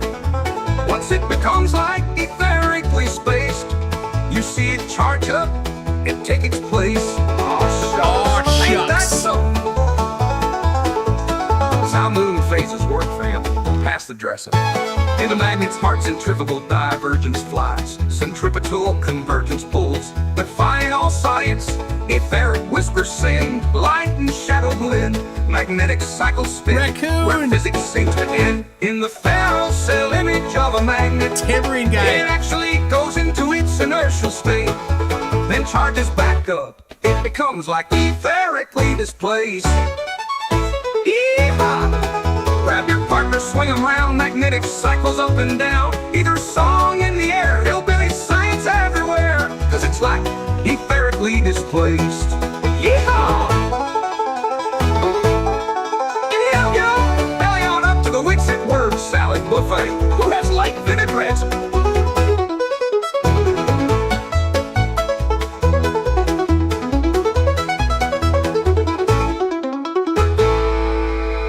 Behind the Jugger Ranch. Then charges back up, and once it becomes like etherically displaced again, you start to see it charge up throughout a cycle, and it goes back